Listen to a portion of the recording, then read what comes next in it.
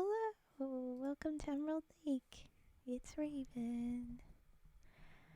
I hope everyone's doing well today. I am sorry we had to skip out on the origami stream today. Had to get other stuff sorted, but I think I will be having more streams than I could have had next week now, so I don't know. We'll see. But we have tonight. And we are back to Fairytales. So, everybody that's a fan of that, be excited. Thanks again, Nani. That was very nice of you to say in the chat. Yeah. Oh, why is that not loaded? Okay. Well, the first story that I have lined up is Prince Vivien and the Princess Placida. I almost read it the other night, but it's a bit long and I wasn't sure if I would finish it in time if I read it that night. So we read today. There you go. Ooh, thank you for the first message.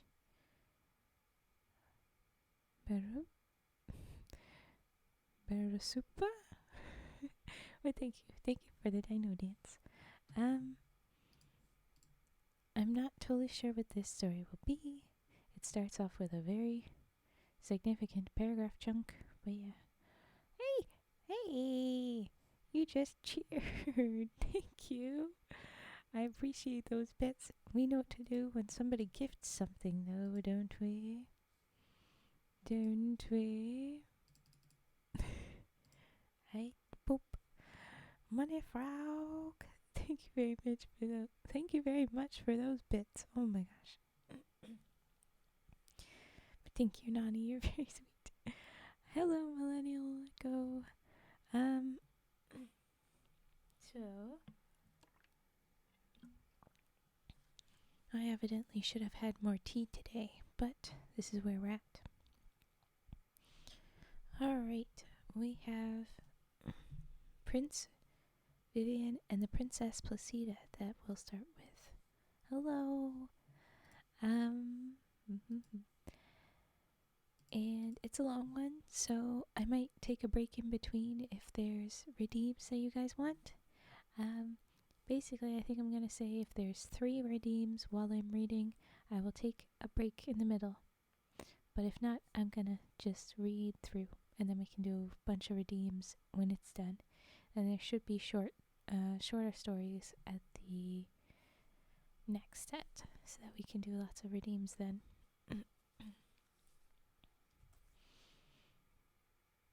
Okay, thank you, Cage. Lurk away. Boop. Prince Vivien and the Princess Placida. Once upon a time there lived a king and queen who loved one another dearly. Indeed, the queen, whose name was Santorina, was so pretty and so kind-hearted that it would have been a wonder if her husband had not been fond of her. While King Gridolin himself was a perfect bundle of good qualities, for the fairy who presided at his christening had summoned the shades of all his ancestors and taken something good from each of them to form his character. Unfortunately, though, she had given him rather too much kindness of heart, which is a thing that generally gets its possessor into trouble. But so far all things had prospered with King Gridolin. However, it was not to be expected such good fortune could last. And before very long the queen had a lovely little daughter who was named Placida.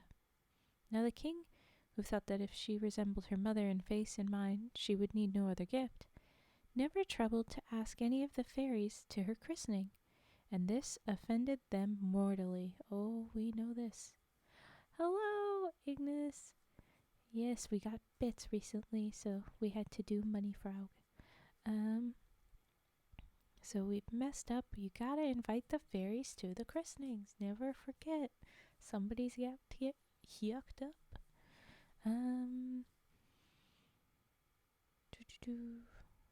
so that the fairies resolved to punish him severely for thus depriving them of their rights.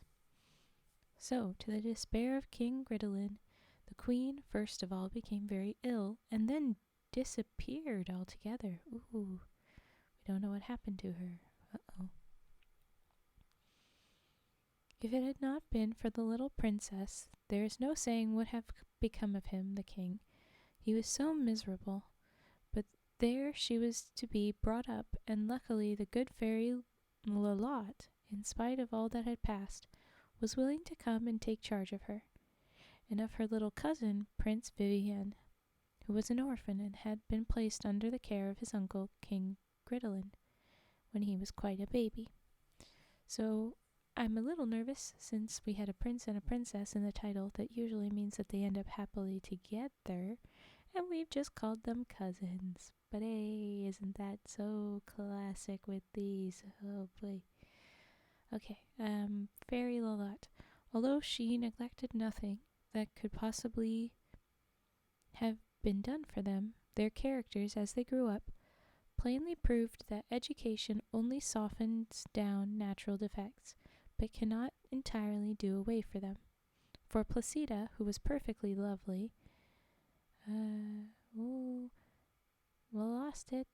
was perfectly lovely, and with a capacity and intelligence which enabled her to learn and understand anything that presented itself, was at the same time as lazy and indifferent as it is possible for anyone to be, while Vivien, on the contrary, was only too lively, and was forever taking up some new thing and promptly tiring of it, and flying off to something else which held his fickle fancy an equally short time. Alabama? No, European royalty, where it began first. Assumedly European. As these two children would possibly inherit the kingdom, it was natural that their people should take a great interest in them, and it fell out that all the tranquil and peace-loving citizens desired that Placida should one day be their queen, while the rash and quarrelsome hoped great things for Vivien. Okay. So the chaotic bunch wanted the man, and the peaceful ones wanted the woman. No. The people that liked a lazy person were the peaceful ones, and the people that liked a fickle person were the chaotic ones. Such a division of ideas seemed to promise civil wars and all kinds of troubles to the state. Yeah, we're definitely going to end in them marrying. That's the only way to find the peace. Oh boy. And even in the palace, the two parties frequently came into collision. Oh boy. As for the children themselves, though they were too well brought up to quarrel, still the difference in all their tastes and feelings made it impossible for them to like one another, so there seemed no chance of their consenting to be married, which was a pity, since that was the only thing that would have satisfied both parties. I'm still going to place bets that this is that, but okay. Prince Vivien was fully aware of the feeling in his favor, but being too honorable to wish to injure his pretty cousin, and perhaps too impatient and volatile to care to think seriously about anything, he suddenly took it into his head that he would go off by himself. Oh no. He would go off by himself in search of adventure. Ooh. Luckily, this idea occurred to him when he was on horseback, for he would certainly have set out on foot rather than lose an instant.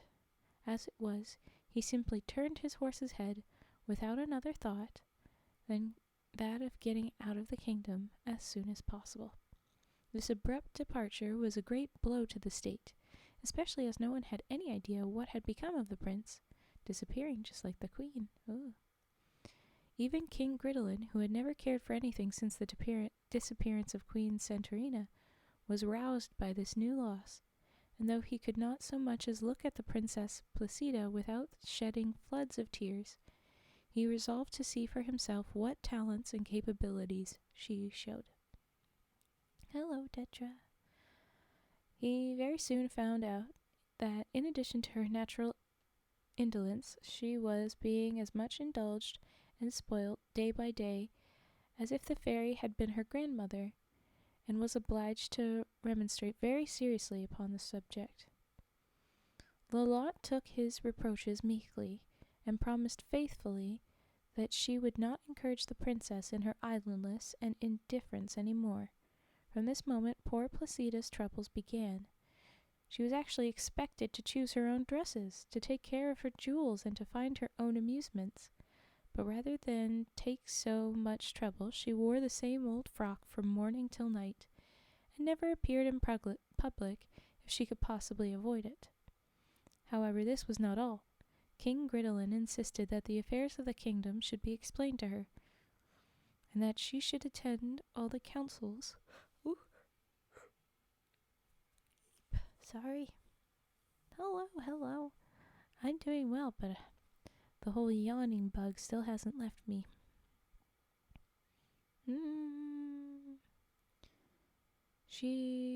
The king insisted the affairs of the kingdom should be explained to her, and that she should attend all the councils and give her opinion upon the matter in hand whenever it was asked of her.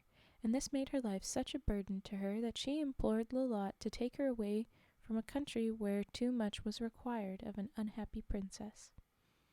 The fairy refused at first, with a great show of firmness, but who could resist the tears and entreaties of anyone so pretty as Placida?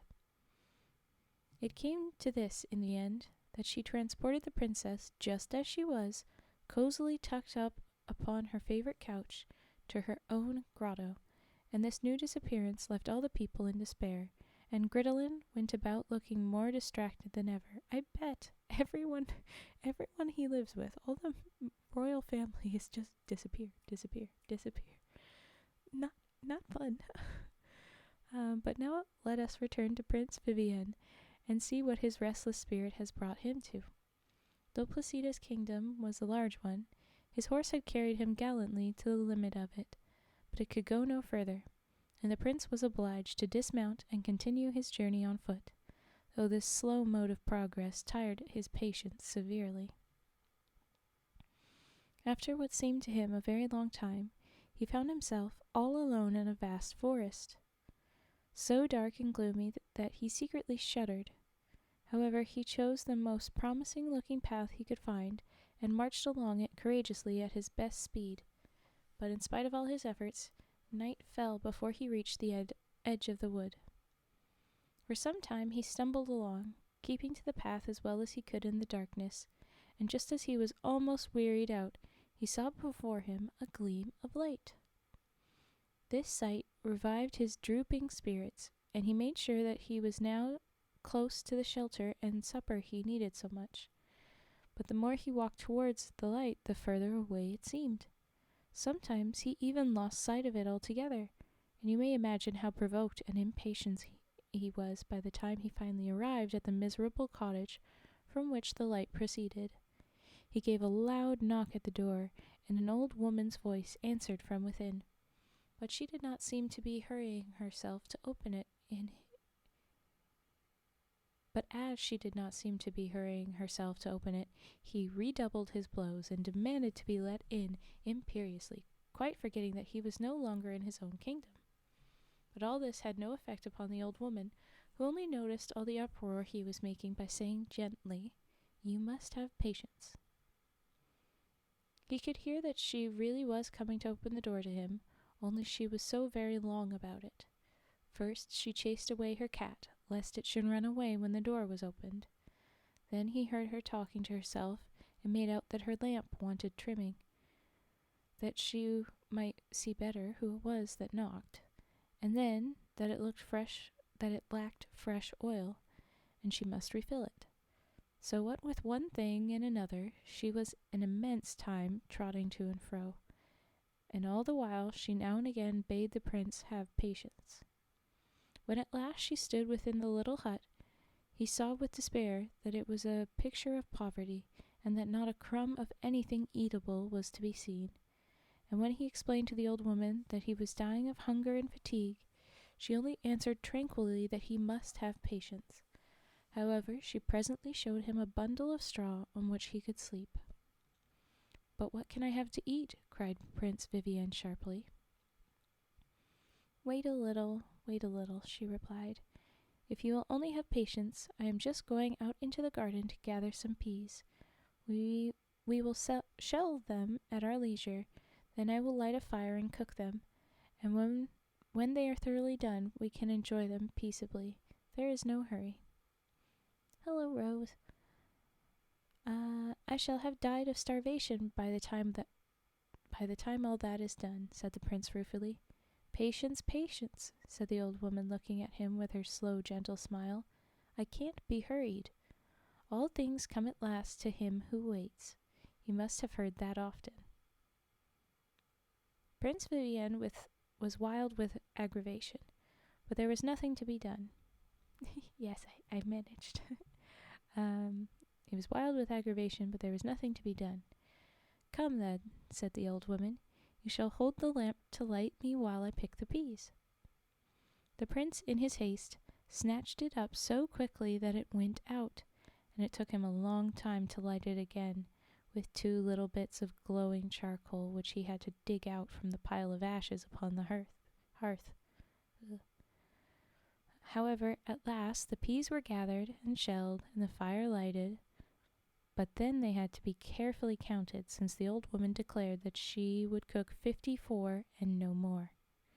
In vain did the prince represent to her that he was famished, that 54 peas would go no way towards satisfying his hunger, that a few peas more or less surely could not matter. It was quite useless.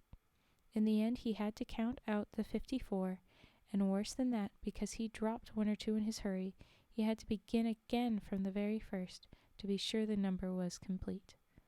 As soon as they were cooked, the old dame took a pair of scales and a morsel of bread from the cupboard, and was just about to divide it when Prince Vivien, who really could wait no longer, seized the whole piece and ate it up, saying in his turn, "Patience." "You mean that for a joke," said the old woman as gently as ever, "but that is really my name, and some day you will know more about me." Ooh, she is the entity of patience. I like it.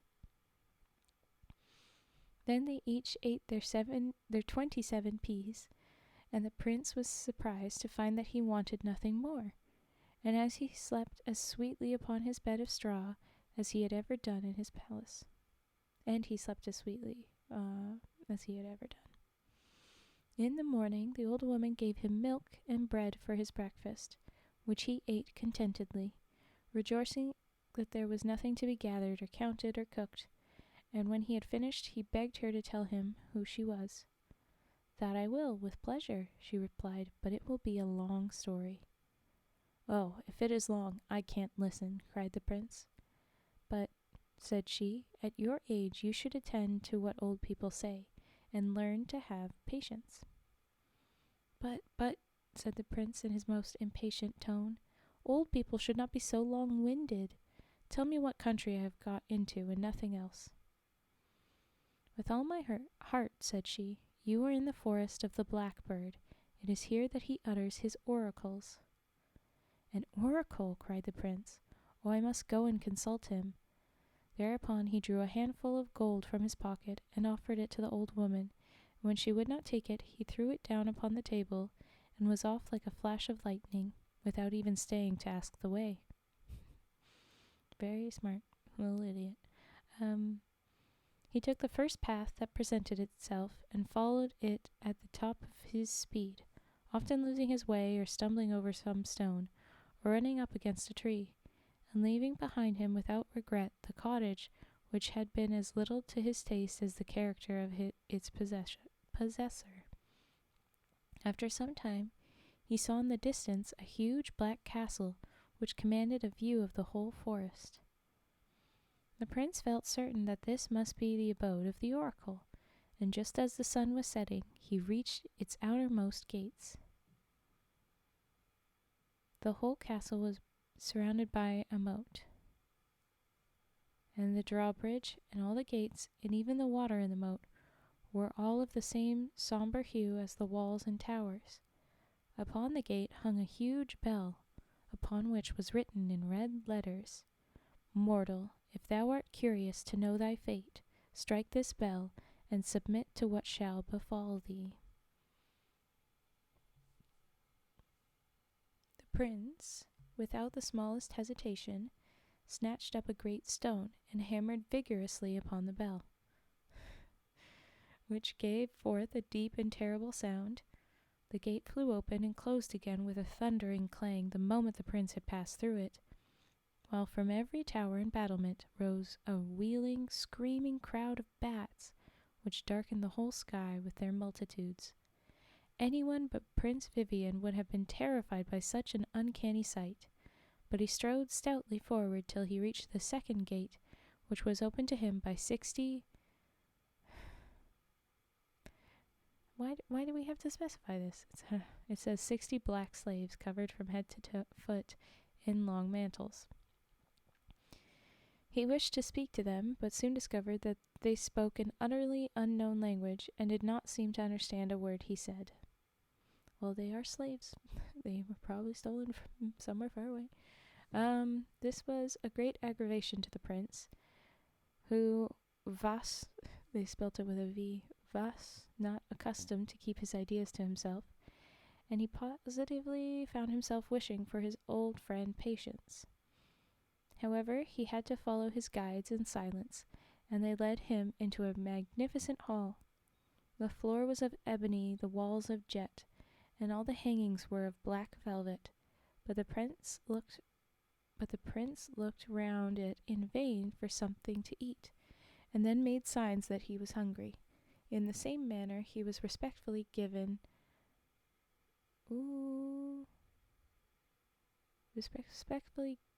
to understand that he must wait, and after several hours the 60 hooded and shrouded figures reappeared, and conducted him with great ceremony, and also very, very slowly, to a banqueting hall, where they all placed themselves at a long table. The dishes were arranged down the center of it, and with his usual impetuosity, the prince seized the one that stood in front of him to draw a plate nearer, but soon found that it was firmly fixed in its place. Then he looked at his solemn and, what a word, lugubrious? I don't know this word. Lugubrious neighbors. I'm not sure at all how to pronounce that word. I'm going to give that to you guys. Tell me what this word.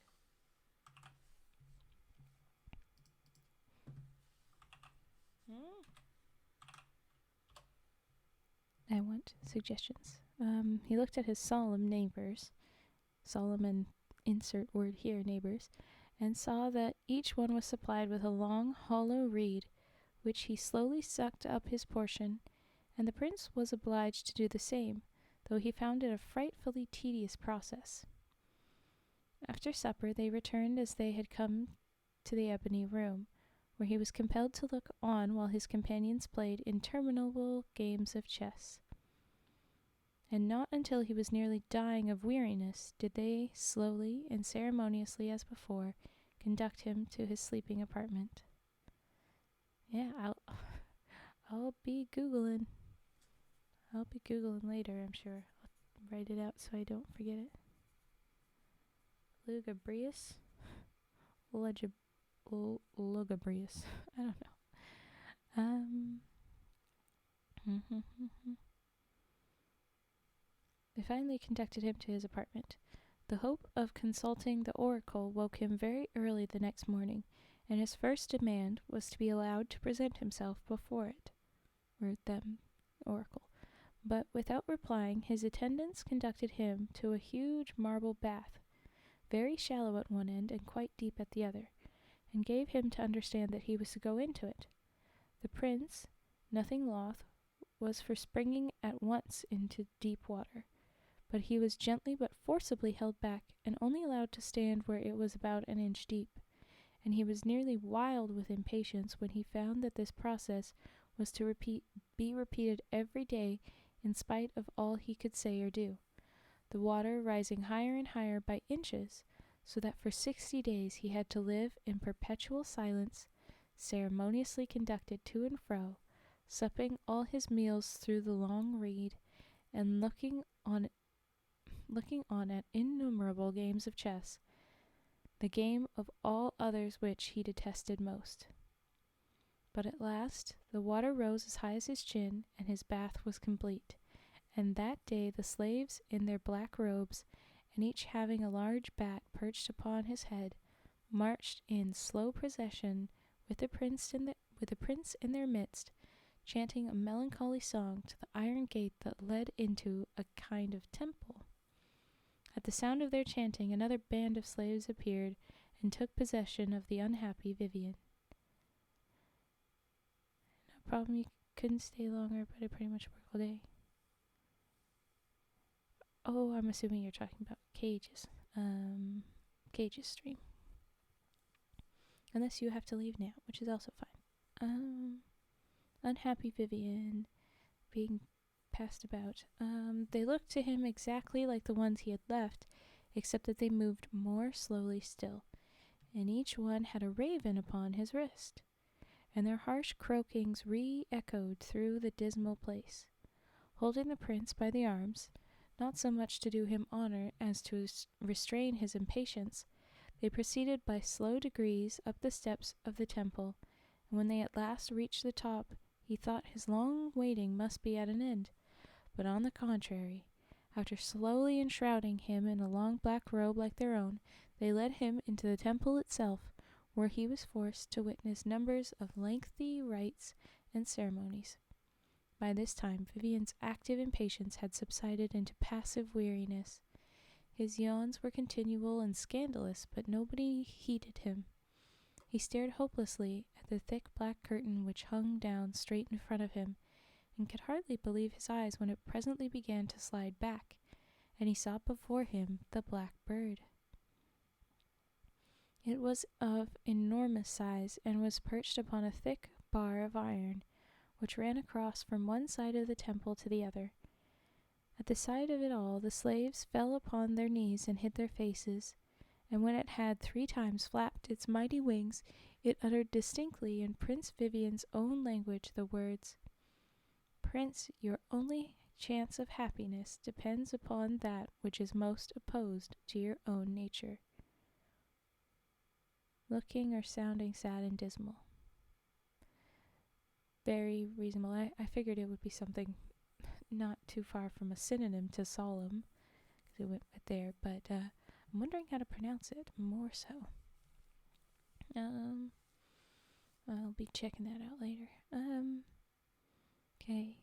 Your only chance at happiness is to be what you're not naturally doing. So probably you have to be patient. That's the only way you'll be happy. I mean, everything says that that's what it is. Then the curtain fell before it once more, and the prince, after many ceremonies, was presented with a raven which perched upon his wrist, and was conducted slowly back to the iron gate, where the raven left him, and he was handed over once more to the care of the first band of slaves, while a large bat flickered down and settled upon his head of its own accord, and so he was taken back to the marble bath, and he had to go through the whole process again, only this time he began in deep water, which receded daily inch by inch. When this was over, the slaves escorted him to the outer gate, and took leave of him with every mark of esteem and politeness, to which it is to be feared he responded but indifferently, since the gate was no sooner opened than he took to his heels and fled away with all his might. Lugubrious. Okay.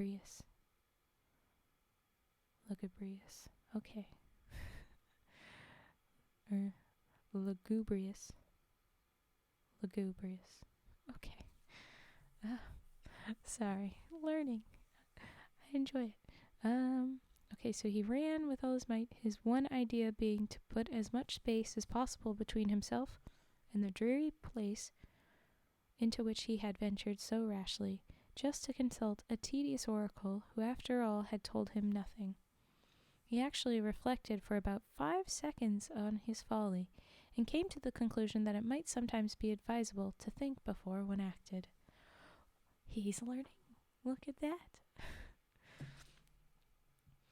After wandering about for several days until he was weary and hungry, he at last succeeded in finding a way out of the forest, and soon came to a wide and rapid river, which he followed, hoping to find some means of crossing it.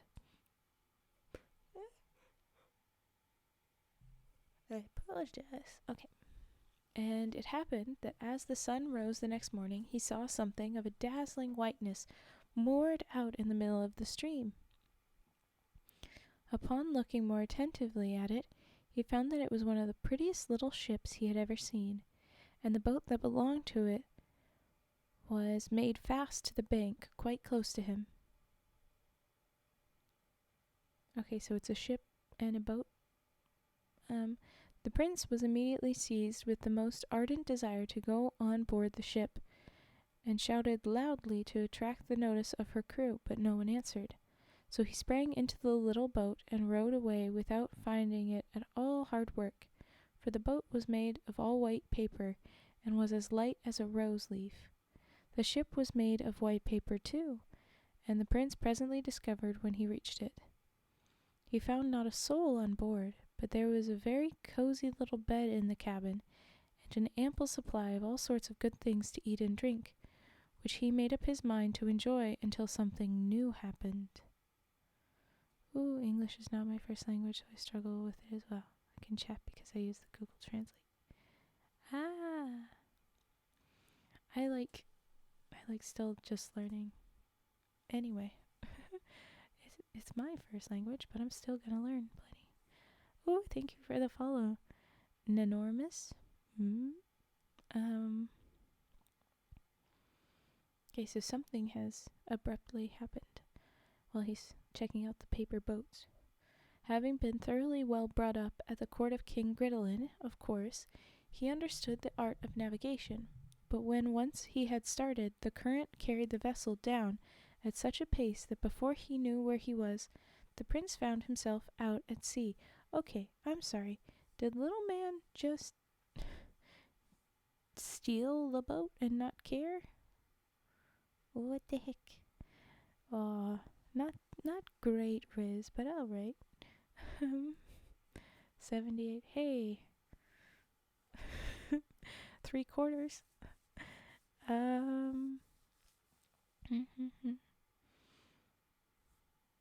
Where was I, though? He's thieving, and he's out at sea, and a wind springing up behind him just at this moment soon drove him out of sight of land.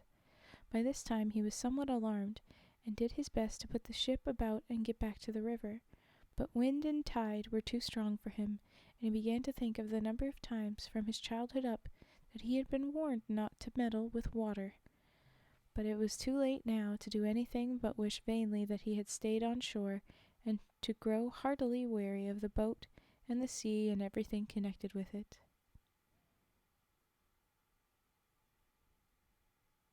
These two things, however, he did most thoroughly. To put the finishing touch to his misfortunes, he presently found himself becalmed in mid-ocean, a state of affairs which would be considered trying by the most patient of men, so you may imagine how it affected Prince Vivien. He even came to wishing himself back at the castle of the Blackbird, for there at least he saw some living beings, whereas on board the white paper ship he was absolutely alone, and could not imagine how he was ever to get away from his wearisome prison. However, after a very long time he did see land, and his impatience to be on shore was so great that he at once flung himself over the ship's side, that he might reach it sooner by swimming. But this was quite useless, for spring as far as he might from the vessel, it was always under his feet again before he reached the water. He had to resign himself to his fate, and wait with what patience he could muster until the winds and waves carried the ship into a kind of natural harbor, which ran far into the land. After his long imprisonment at sea, the prince was delighted with the sight of the great trees which grew down to the very edge of the water, and leaping lightly on shore, he speedily lost himself in the thick forest. When he had wandered a long way, he stopped to rest beside a clear spring of water. But scarcely had he thrown himself down upon the mossy bank when there was a great rustling in the bushes close by, and out sprang a pretty little gazelle, panting and exhausted, which fell at his feet, gasping out, "Oh, Vivien, save me!" Intriguing.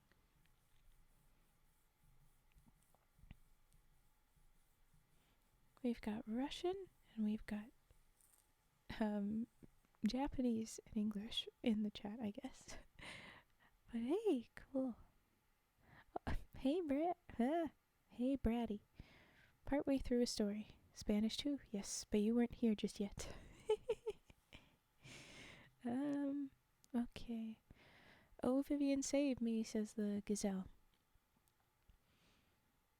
Oh, now you are, yes.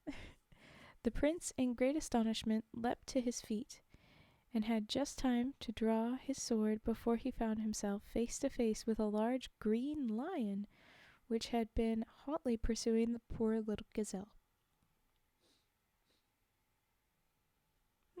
Okay. Prince Vivien attacked it gallantly, and a fierce combat ensued, which, however, ended before long in the prince's dealing his adversary ended before long in the prince's dealing his adversary a terrific blow which felled him to the earth. Great, a talking gazelle. As he fell, the lion whistled loudly 3 times, with such force that the forest rang again, and the sound must have been heard for more than 2 leagues round, after which, having apparently nothing more to do in the world, he rolled over on his side and died. The prince, without paying any further heed to him or to his whistling, returned to the pretty gazelle, saying, "Well, are you satisfied now? Since you can talk, pray tell me instantly what all this is about, and how you happen to know my name." Oh, it'd be very nice to be good at a bunch of different languages. It'd be very helpful. I understand about 70% what is spoken in English, thanks to some such streams that help me learn English. Bratty, why you gotta bring that one up again? I gotta say, Nenormous, you'll be learning some crazy words in these ones. I mean, we had the one word that we learned, but it's older money. It's older language, so it'll be all over the place, and I tend to interrupt myself, so it's I'm sorry, it'll be confusing probably. You ask in the chat and we will try and say the things. There you go. Alright. Okay, so how do you know my name? Oh, I must rest for a long time before I can talk, she replied. Excuse me. Nani, you had the same level of riz as Natsu got for love today. Defenestration. Yeah, it's a fun one. It means to go through a window, to be sent through a window. It's not 4 this time. It's true. You did better than that. I ain't got no riz today. You got better than 4. That is an option. Aw, sad number of percentages. Isn't she like one of your cousins? Oh, the gazelle? Couple steps away, 'cause I'm a dear woman, but we try. I will never get your love. It's the bot. The bot decides all. I don't think it's accurate, but that's fine. I think you guys are lovely. I don't think we need the bot to tell us. I love all y'all. I must rest for a long time before I can talk, she replied. And besides, I very much doubt if you will have leisure to listen, for the affair is by no means finished. In fact," she continued in the same languid tone, "you had better look behind you now." The prince turned sharply round, and to his horror saw a huge giant approaching with mighty strides, crying fiercely, "Who has made my lion whistle, I should like to know?" "Uh-oh." "I have," replied Prince Vivien boldly, "but I can answer for it that he will not do it again." At these words the giant began to howl and lament. "Alas, my poor Tiny, my sweet little pet," he cried. "But at least I can avenge thy death." "Yeah, you just killed a giant's kitty. Don't do that." Well, thank you, Netsu. And thank you, naughty little headbit. Head pets all around. Okay. Thereupon, the giant rushed at the prince, brandishing an immense serpent which was coiled around his wrist. Vivien, without losing his coolness, aimed a terrific blow at it with his sword. But no sooner did he touch the snake than it changed into a giant, and the giant into a snake, with such rapidity that the prince felt perfectly giddy, and this happened at least half a dozen times, until at last, with a fortunate stroke, he cut the serpent in halves, picking up one morsel, flung it with all his force at the nose of the giant, who fell insensible on top of the lion, and in an instant a thick black cloud rolled up which hid them from view, and when it cleared away they had all disappeared. We do a lot of disappearing in this one. Then the prince, without even waiting to sheathe his sword, rushed back to the gazelle, crying, "Now you have had plenty of time to recover your wits, and you have nothing more to fear, so tell me who you are, and what this horrible giant, with his lion and his serpent, have to do with you, and for pity's sake, be quick about it." "I have 0 patience." "I will tell you with pleasure," she answered, "but where is the hurry? I want you to come back with me to the Green Castle, but I don't want to walk there. It is so far, and walking is so fatiguing." Not great rolls, guys, sorry. So fatiguing. "Let us set out at once, then," replied the prince severely, "or else really I shall have to leave you where you are. Surely a young and active gazelle like you ought to be ashamed of not being able to walk a few steps. The further off this castle is the faster we ought to walk. But as you don't appear to enjoy that, I will promise that we will go gently, and we can talk by the way." It's the bot that's not great. Yeah, it's the bot's fault.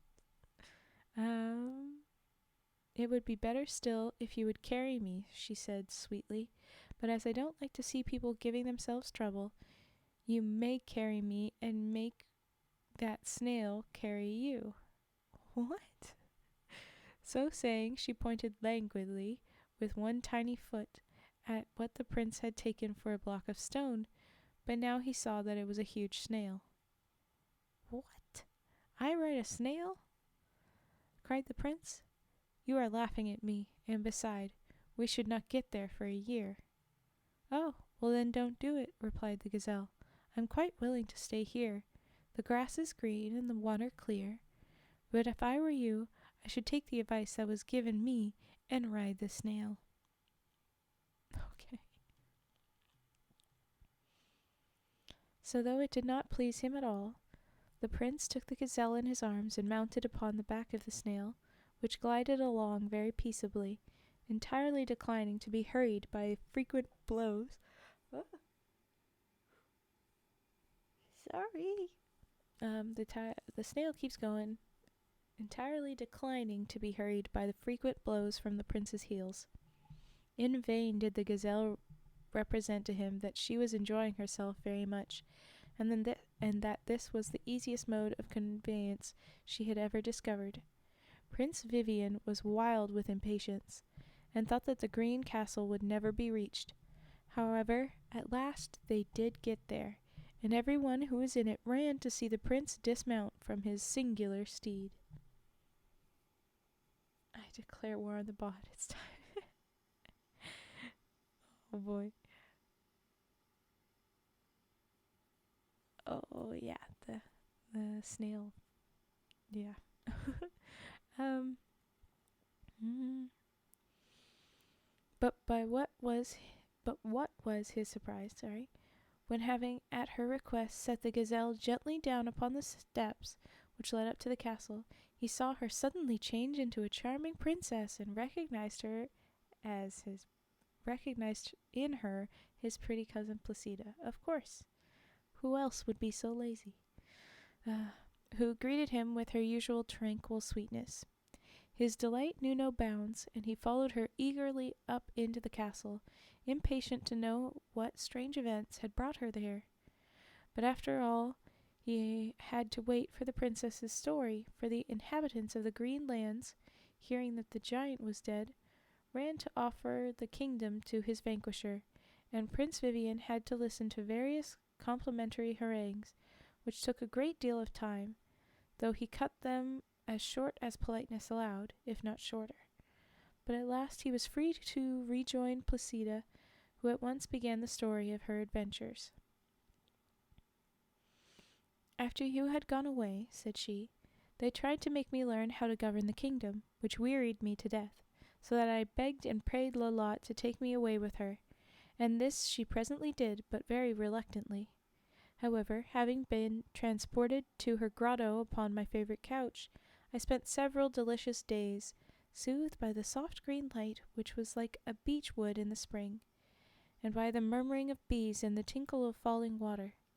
But alas, Lolotte was forced to go away to a general assembly of the fairies, and she came back in great dismay, telling me that her indulgence to me had cost her dear, for she had been severely reprimanded and ordered to hand me over to the fairy Merlifish,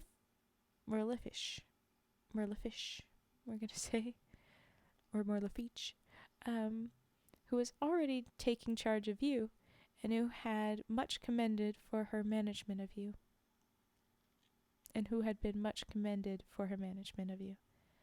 So the fairy that dealt with the prince. Okay. Fine management indeed, interrupted the prince, if it is to her I owe all the adventures I have met with. But go on with your story, my cousin. I can tell you all about my doings afterwards, and then you can judge for yourself. At first I was grieved to see Lolotte cry, resumed the princess, but I soon found that grieving was very troublesome, so I thought it better to be calm, and very soon afterwards I saw the fairy Merlifiche arrive, mounted upon her great unicorn. Oh, sick. She stopped before the grotto and bade Lolotte bring me out to her, at which she cried worse than ever and kissed me a dozen times, but she dared not refuse. I was lifted up onto the unicorn, behind Merlifiche, who said to me, "Hold on tight, little girl, if you don't want to break your neck." And indeed I had to hold on with all my might, for her horrible steed trotted so violently that it positively took my breath away. However, at last we stopped at a large farm, and the farmer and his wife ran out as soon as they saw the fairy and helped us to dismount. Oh, go ahead, go bed, Natsu. We will see you again sometime. Bye. Good night. I knew that they were really a king and queen, whom the fairies were punishing for their ignorance and idleness. You may imagine that I was by this time half dead with fatigue, but Merlifiche insisted upon my feeding her unicorn before I did anything else. To accomplish this I had to climb up a long ladder into the hayloft and bring down one after another 24 handfuls of hay. Never before did I have such a wearisome task. It makes me shudder to think of it now, and that was not all. In the same way I had to carry the 24 handfuls of hay to the stable, and then it was supper time and I had to wait upon all the others. After that I really thought I should be allowed to go peaceably to my little bed, but oh dear no.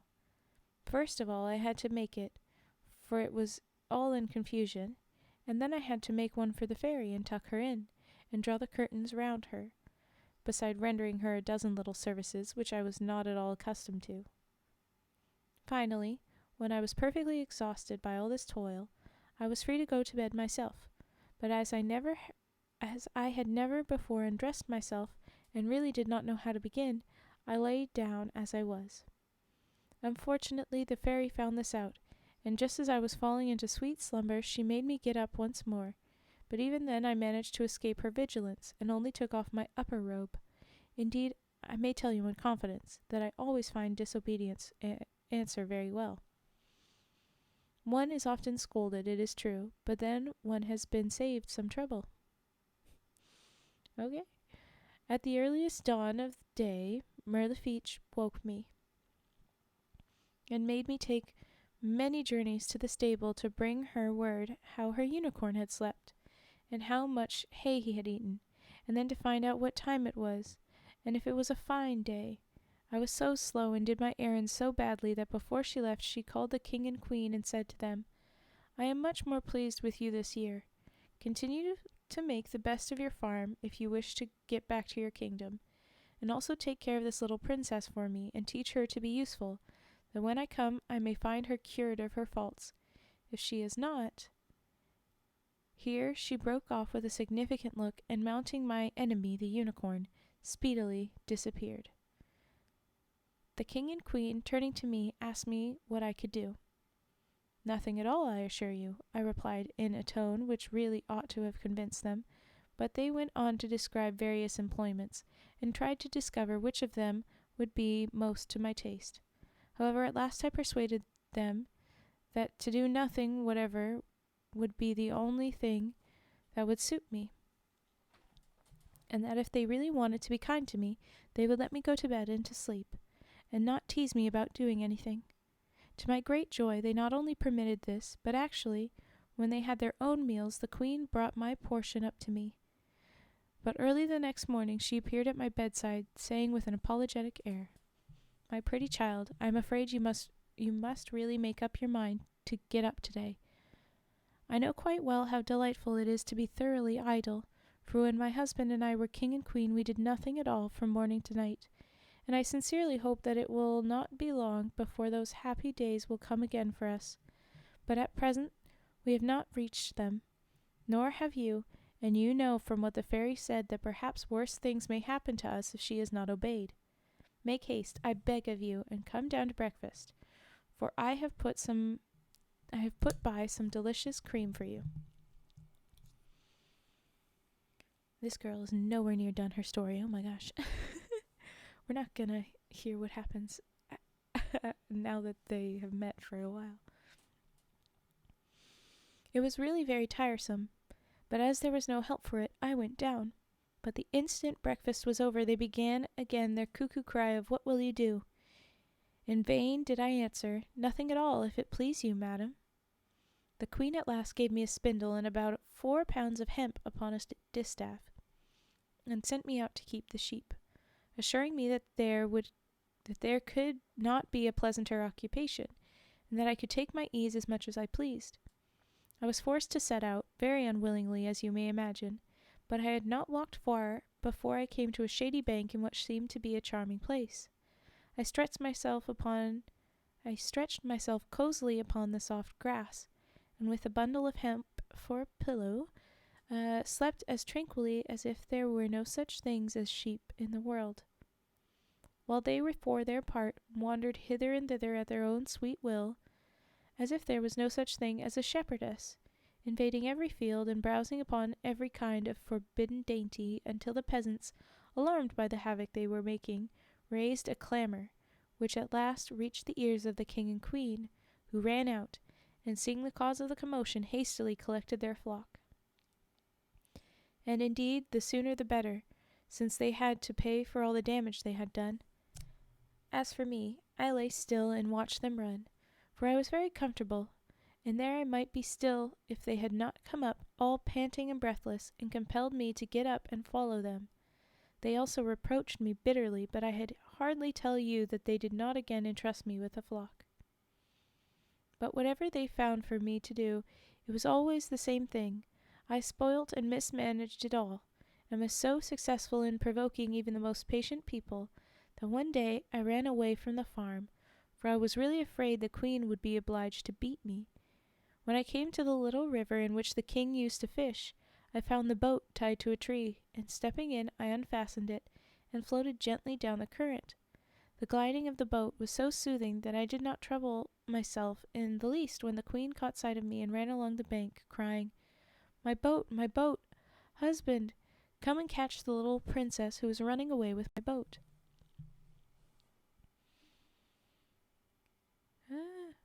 The current soon carried me out of hearing her cries, and I dreamed to the song of the ripples and the whisper of the trees, until the boat suddenly stopped, and I found it was stuck fast beside a fresh green meadow, and that the sun was rising. In the distance I saw some little houses which seemed to be built in a most singular fashion. But as I was by this time very hungry, I set out towards them. But before I had walked many steps, I saw that the air was full of shining objects which seemed to be fixed, and yet I could not see what they hung from. I went nearer and saw a silken cord hanging down to the ground, and pulled it just because it was so close to my hand. Instantly the whole meadow resounded to the melodious chiming of a pearl of silver bells, and they sounded so pretty that I sat down to listen, and to watch them as they swung shining in the sunbeams. Before they ceased to sound, came a great flash of birds, and each one perching upon a bell added its charming song to the concert. As they ended, I looked up and saw a tall and stately dame advancing towards me, surrounded and followed by a vast flock of every kind of bird. "Who are you, little girl," said she, "who dares to come where I allow no mortal to live, lest my birds should be disturbed? Still, if you are clever at anything," she added, "I might be able to put up with your presence." "Madam," I answered, rising, "you may be very sure that I shall not do anything to alarm your birds. I only beg you, for pity's sake, to give me something to eat." "I will do that," she replied, "before I send you where you deserve to go." And thereupon she dispatched 6 jays, who were her pages, to fetch me all sorts of biscuits, while some of the other birds brought ripe fruits. In fact, I had a delicious breakfast, though I do not like to be waited upon so quickly. It was so disagreeable to be hurried. I began to think I should like very well to stay in this pleasant country, and I said so to the stately lady, but she answered with the greatest disdain, "No, Brady. Do you think I would keep you here? You? Why, what do you suppose would be the good of you in this country where everybody is wide awake and busy? No, no, I have shown you all the hospitality you will get from me." With these words she turned and gave a vigorous pull to the silken rope which I had mentioned before, but instead of a melodious chime there arose a hideous clanging which quite terrified me, and in an instant a huge blackbird appeared, which alighted at the fairy's feet, saying in a frightful voice, "What do you want of me, my sister?" "I wish you to take this little princess to my cousin, the giant of the green castle, at once," she replied, "and beg him from me to make her work day and night upon his beautiful tapestry." At these words the great bird snatched me up, regardless of my cries, and flew off at a terrific pace. "Oh, you are joking, cousin," interrupted the Prince Vivien. Finally he interrupts. He's shown great patience to have not interrupted before. "You mean as slowly as possible. I know that horrible blackbird, and the lengthiness of all his proceedings and surroundings." "Have it your own way," replied Placida tranquilly. "I cannot bear arguing. Perhaps this was not even the same bird. At any rate, he carried me off at a prodigious speed, and set me gently down in this very castle of which you are now the master. We entered by one of the windows, and when the bird had handed me over to the giant from whom you have been good enough to deliver me, and given the fairy's message, it departed. Then the giant turned to me, saying, 'So you are an idler. Ah, well, we must teach you to work. You won't be the first we have cured of laziness. See how busy all my guests are.'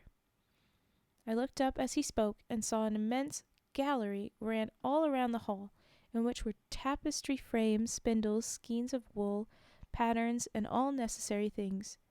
Before each frame about a dozen people were sitting hard at work, at which terrible sight I fainted away, and as soon as I recovered they began to ask me what I could do.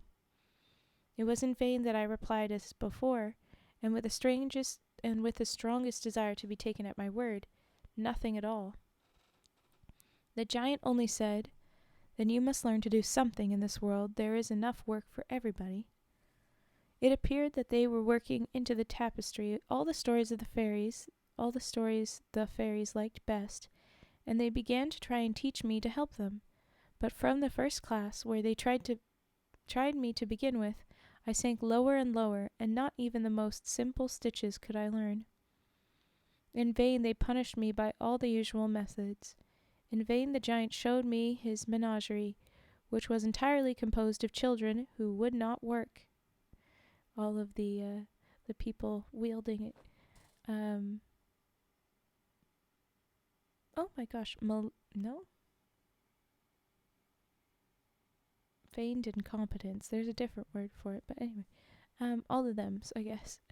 Nothing did me any good, and at last I was reduced to drawing water for the dyeing of the wools, and even over that I was so slow that this morning the giant flew into a rage and changed me into a gazelle. He was just putting me into the menagerie when I happened to catch sight of a dog, and was seized with such terror that I fled away at my utmost speed, and escaped through the outer court of the castle. The giant, fearing that I should be lost altogether, sent his green lion after me, with orders to bring me back, cost what it might, and I should certainly have let myself be caught, or eaten up, or anything, rather than run any further, if I had not luckily met you by the fountain. And oh," concluded the princess, "how delightful it is once more to be able to sit still in peace. I was so tired of trying to learn things." Ooh, not too far off to the end of this story, and then I'll do those redeems.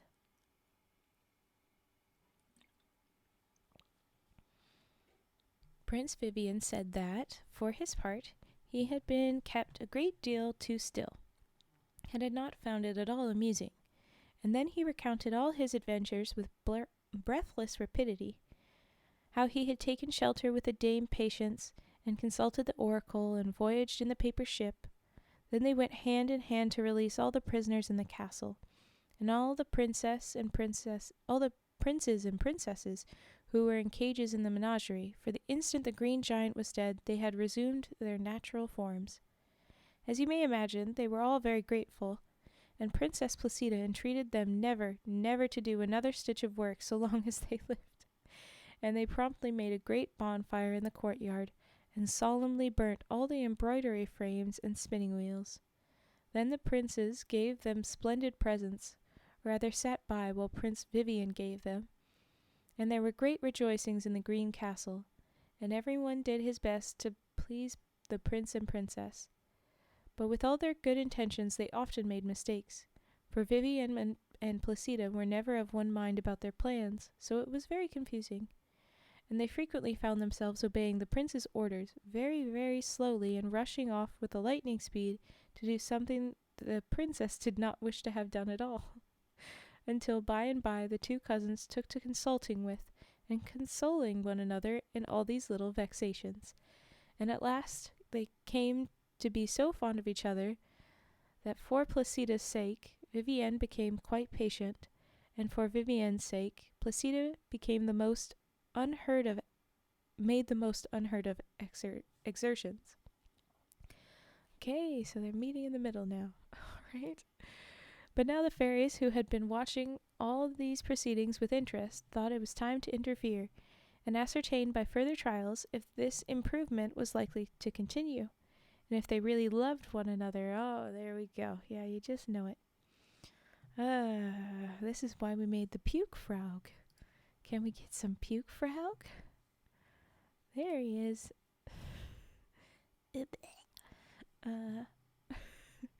So they caused Placida to seem to have a violent fever, and Vivien to languish and grow dull, and made each of them very uneasy about the other, and then finding a moment when they were apart, the fairy Mirlifiche suddenly appeared to Placida and said, "Thank you. Oh, yes, go sleep, Millennial. We will see you some other time. Have a good night. Mirlifiche said to Placida, I have just seen Prince Vivien, and he seemed to me to be very ill.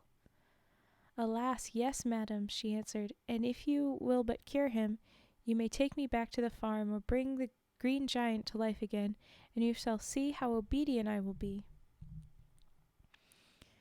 If you really wish to recover, said the fairy, if you really wish him to recover, said the fairy, you have only to catch the trotting mouse and the chaffinch on the wing and bring them to me. Only remember that time presses. Ooh. That's a very cute little tuck into bed, Fetster. She had hardly finished speaking before the princess was rushing headlong out of the castle gate. Oh, good for her. And the fairy, after watching her till she was lost to sight, gave a little chuckle and went in search of the prince, who begged her earnestly to send him back to the Black Castle or to the paper boat if she would but save Placida's life. Aw. At least they're very kind about their love, I guess.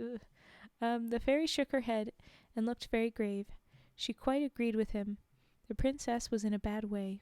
But, said she, if you can find the rosy mule and give him to her, she will recover. So now it was the prince's turn to set off in a vast hurry. Only as soon as he left the castle, he happened to go in exactly the opposite direction to the one Placida had taken.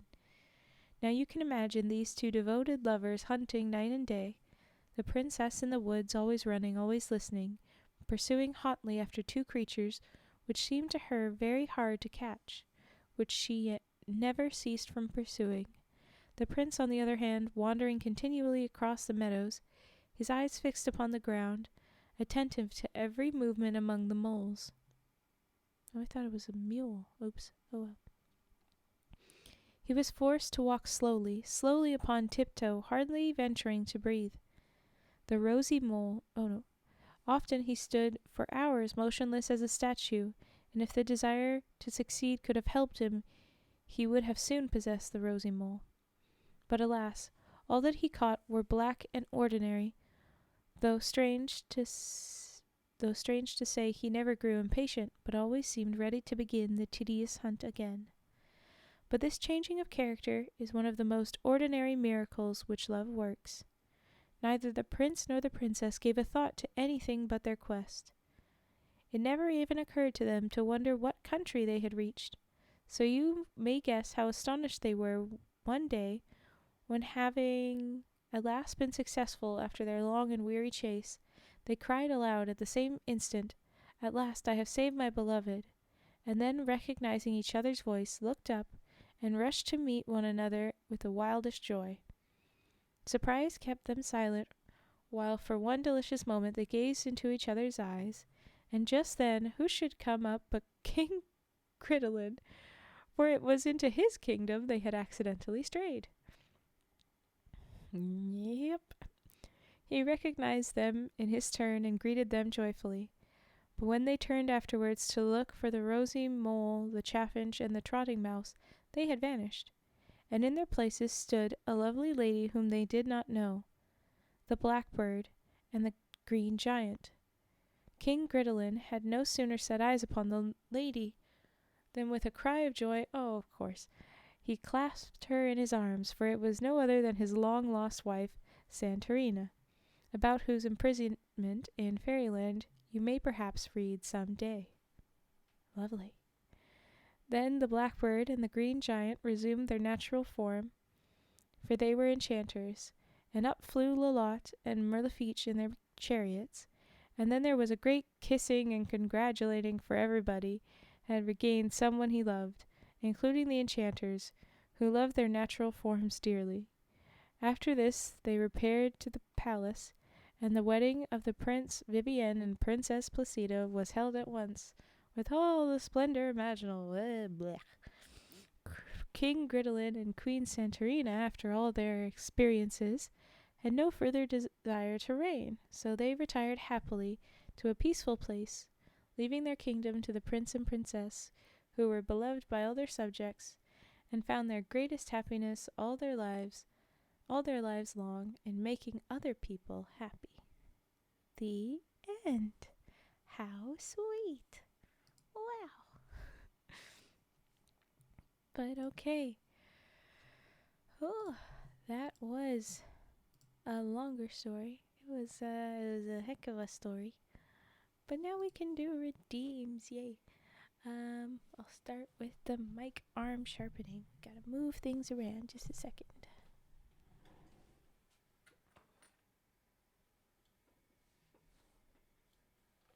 The clappy clap. Wow, yes.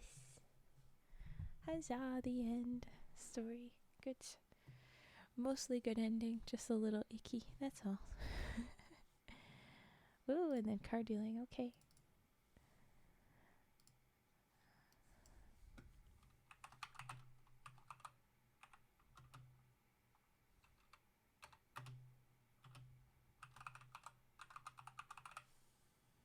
Okay, what just happened? Why the heck did that happen? What happened? Okay. What the heck? I don't know why the video popped out, but it's coming back. There he is. Oh, alrighty. Raven has entered the void. Ugh. Sorry. Ooh. Thank you, KG does the 350. Thank you for the follow. Welcome. Alright. The sharpening sound. Here we go.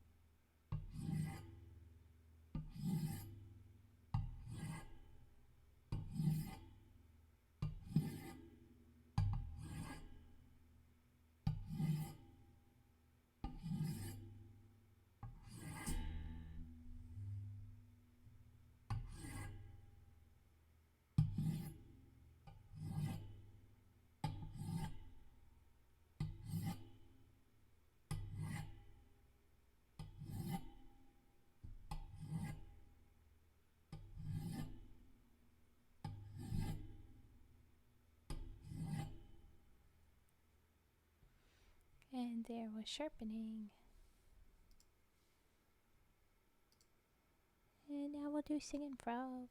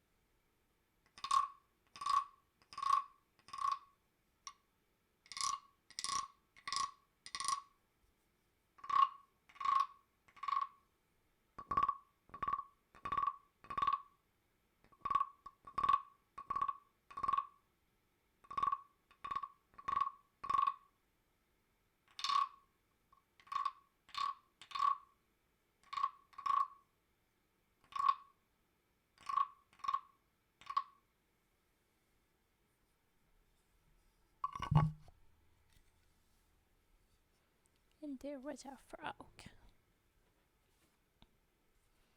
Okay.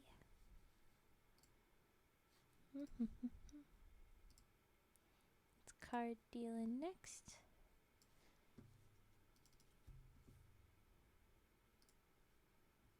Woo! Ah! Hey! Look at all those people that just subscribed because somebody gifted. Freaking crazy. Thank you for that. Whoever is being anonymous and gifting. We just reached our subs goal.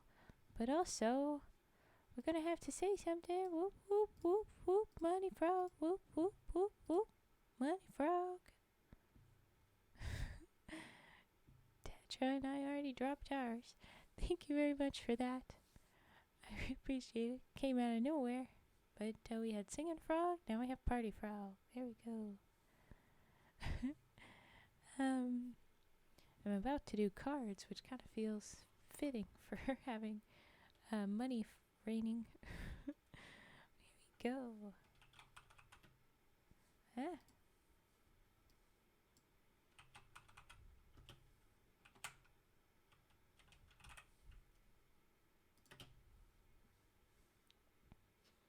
Who's the Mega Chad? I want to know. Is it person? Oh, you're referring to the... I mean, Death Noah hit us harder with those random gifts, but this is still... So I wouldn't call anybody Mega Chad for that, but... Chad. Dear Chad. Still, big to do. Oh my gosh. I really appreciate it. Just laughing at these fun names. Chupacabra Game Warfare. Yeah. Ruination. It's very nice. I very much appreciate. What was I doing? Oh yes. Card dealing. That was the next sound we're doing before the next story. So, if you had other... I've actually showed them on the origami camp, but they're just bicycles. Anyway. Brain. Oh yes, put in your next redeems if you'd like something else before the next story. It'll be a short story next time, so you won't have to wait as long for redeems, but still. Alright, cards. Root beer origami? I haven't done root beer. Origami next time. I'm gonna do that.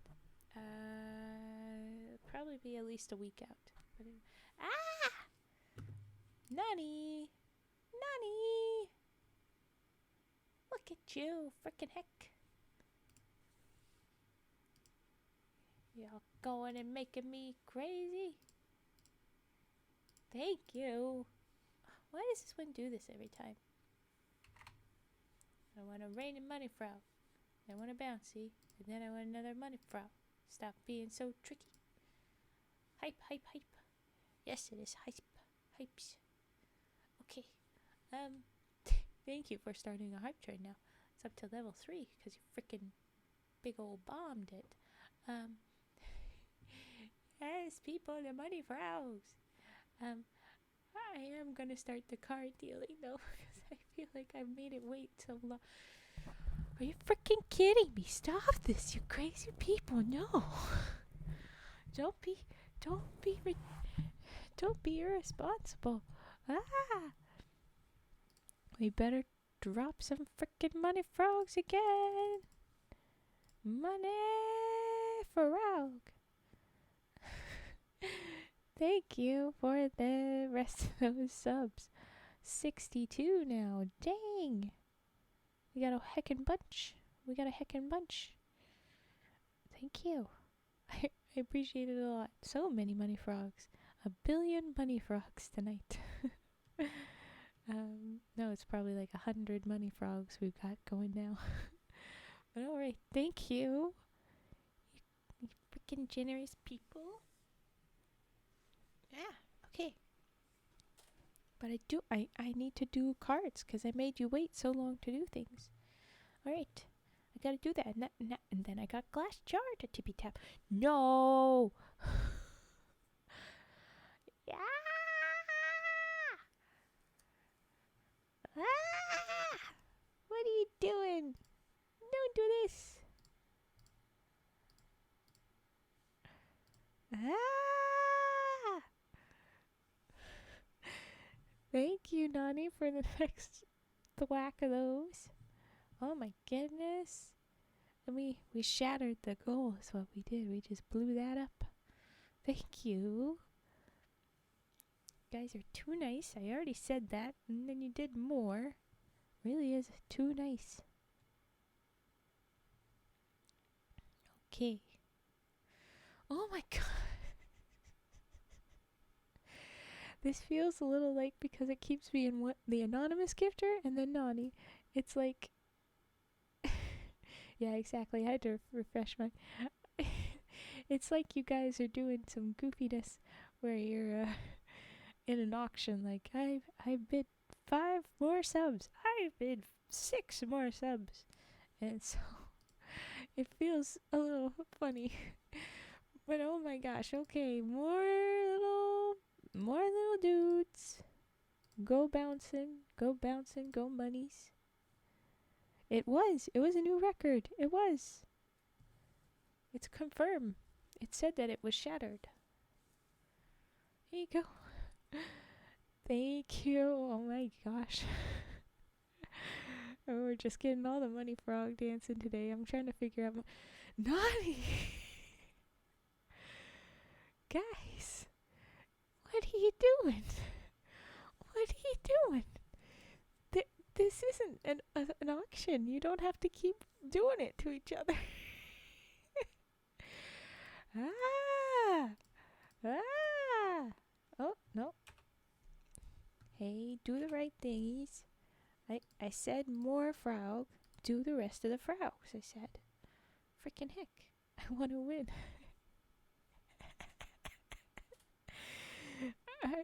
I don't have anything to give you that you would theoretically win, so please don't push it. You done all the good. Thank you very much. Thank you very much. But don't go crazy. Be financially responsible, please. Look after yourselves first. Hello, Chris Lee. And also hello again, Obsidian Soul.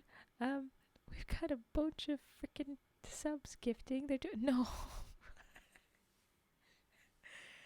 And the anonymous gifter says that they want to be the last one.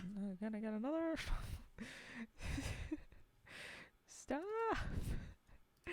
You guys do not need to be doing so much, please. I cry. I blush.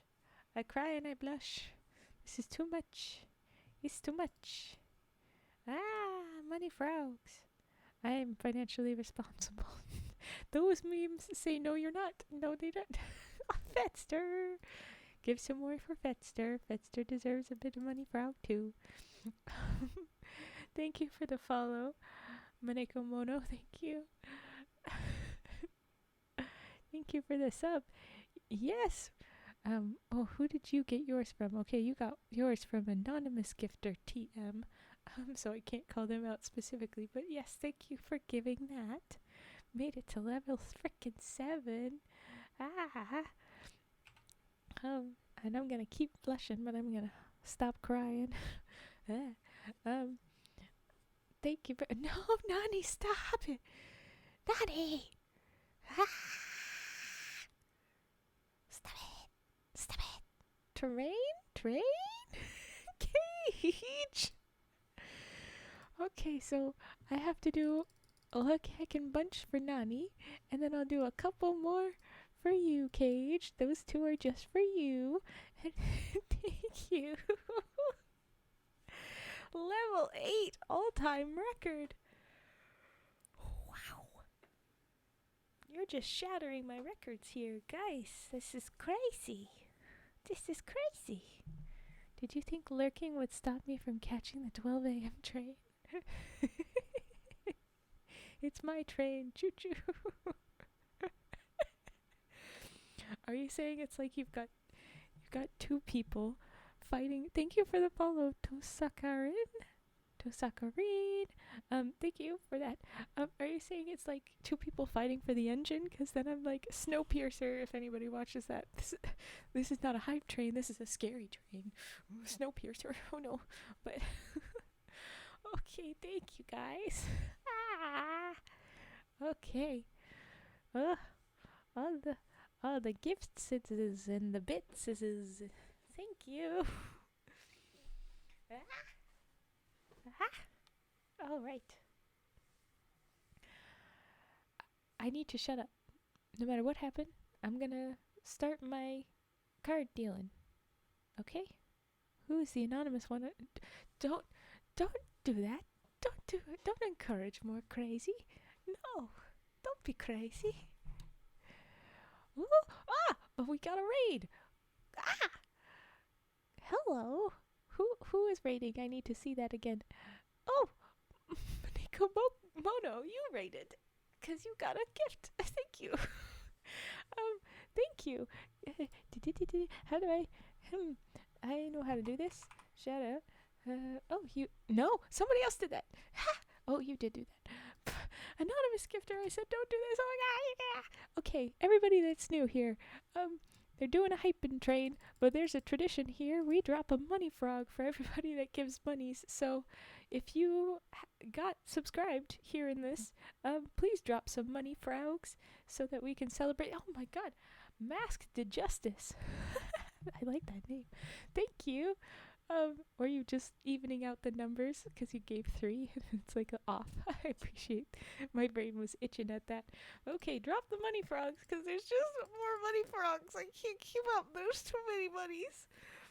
Normally I thank every person that follows, but I can't keep up. There's too many peoples. So thank you in general to everybody. Oh my gosh, I can't keep up. Normally this is a tad cozier, but I'm chaos right now, so I'm sorry. Caveman chaos. I see. She's breaking. Yeah, we got that. No, not another. Not another, no. Don't do this to me. No. Or is that's just it slowly. Okay, good. Chaos is cozy. That's true. It can be. It's cool. Nani! Stop it!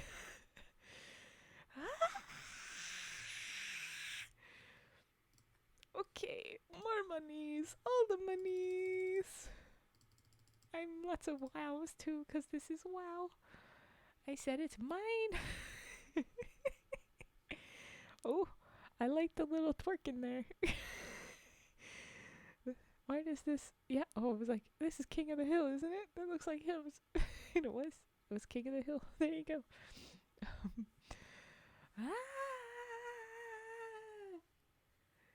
I have 100 sub points right now. That's pretty cool. I like it. Thank you again for follows. I can't keep up at this point. I usually call out every new follow. So now we're also at nearly 400 follows. So that's blowing out of the water. Everything too. So thanks everybody. Wow. There we go. That'll be 400. Thank you. Thank you. All in ad 74 because you're number 400. Thank you. Oh, Masked to Justice. I love those little guys. Little red pandas. Those are cute. We got to 400 followers and 100 subscribers, and we currently have 76 viewers. That's a fun number, but it's not one of those solid hundreds. The other two are solid hundreds. That's freaking crazy. And I'm doing a whole heckin' lot of talking that is not actively card dealing. So, if people will give me but a minute to start card dealing, I will do the cozy sounds, okay? Yeah. No, you don't do it again. No. I see the thingy. Don't do this. We broke all the goals. We absolutely did. Oh, we hit the goal of what? We've hit our high level of 5. Yeah. Oh, that's it. That was it. Risky Penguin gave some more bits. Okay, we gotta give money to even the bits, guys. You gotta drop some monies for them too. Money frogs for every monies. I'm running on a platform of money frogs for every monies. Back my political campaign. Ooh, Zran, I like that. That's a good, cute little alternative. I like him. Yes. Oh, you guys, you're so nice. A card feeling occasionally interrupted by happy crying and squeaks. I barely opened the box of the freaking cards. I didn't even deal any of them. Yes, there will be lots of creaks. Stretching my face because I keep smiling a bunch. It's a great emote. Yeah, I like the little train. It is. And then, yeah, it is meow hype train. It's good. And I like Moon Cadet. You also have the money alternative. I like 'ems. A money fan is cute, but I like our rating money. Fetster, shout out for Fetster for that. Hey, Risky Penguin, thank you for handing that out. Now we'll have 101, and that's that's 101 Dalmatians, kind of. We haven't read that story. It was very nice of you. Okay. Thank you for that. I am gonna trust that it's slowly calming down. Focus. Okay. I will be actually dealing cards, and it will actually have cozy sounds, and then we'll have glass jar tippy taps. And then we will move on to our next Fairytale story, and it shouldn't be very long. So you'll have lots of time, all of these other peoples that are here now, to redeem in between the stories, but it won't be very calm. I mean, won't be very long. I was reading you say calm in an ASMR stream. Yeah, isn't that how that's supposed to go? Frick. Okay. No! Anonymous! Oh, Anonymous gifted 9. So you're rounding out the numbers again. I couldn't have that. Nani! Another! Clarinet's 97. I like the name. Excuse me, I have a tie that I'm gonna make with its clarinets pattern. It's just because it was free stuffs. Okay, so you gotta submit 3 things. We gotta have monies for Nani, we gotta have monies for the Anonymous, and we gotta have monies for clarinet. So you gotta drop 3 of them. Spam it up. Frickin' frick. This is one time I condone spamming is the Frau money. So I gave my 1, my 2, and a 3. I've done 3 of those. Okay. Oh my lord. Oh my lord, level 10. Level freaking 10. Hype. There was lots of hype. Okay.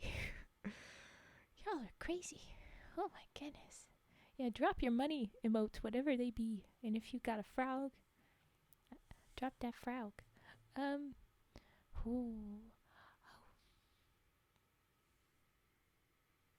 can be calm.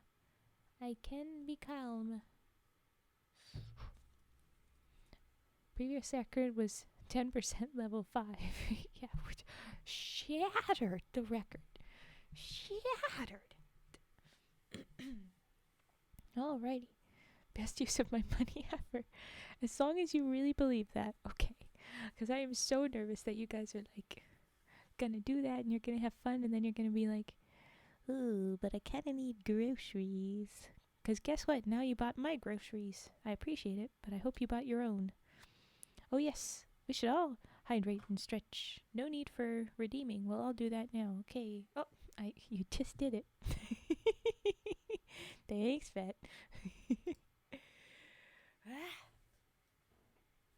Oh, my back popped, but again, you couldn't hear it. It was too far from the mic. We have a really cute clip from a while ago now where I had a stretch redeem and I stretched and my sternum cracked with the mic right in front of it, so it would be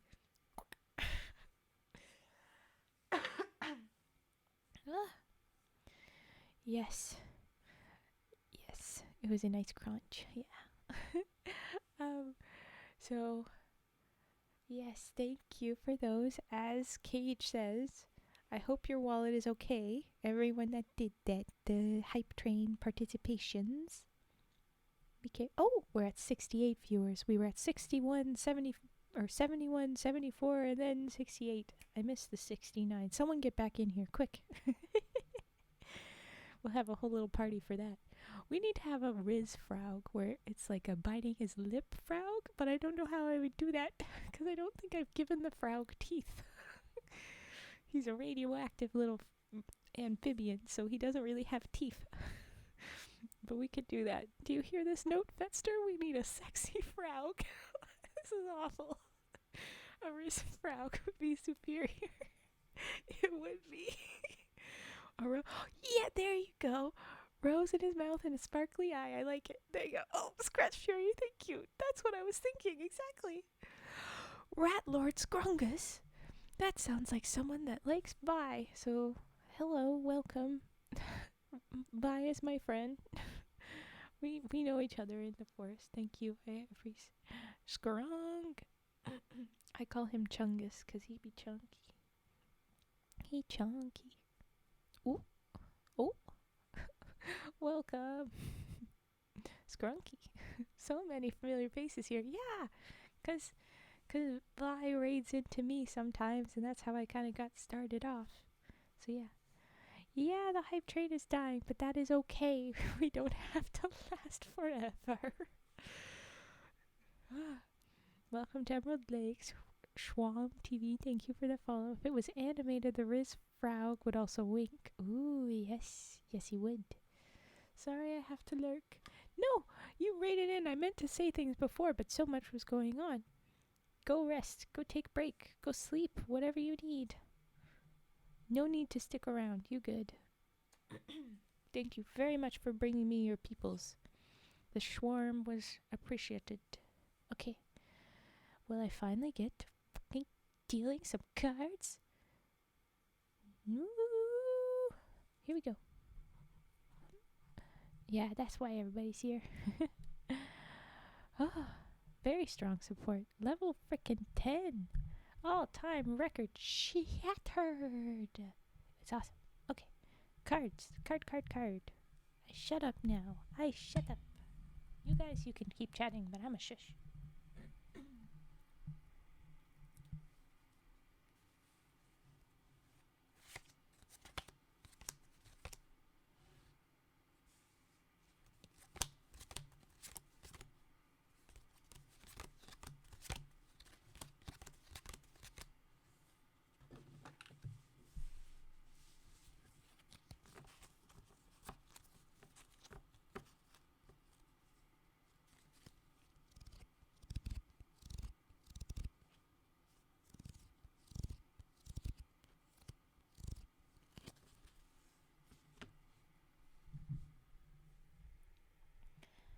Forgive me if I mispronounce this, but yeah, can I get a Doria?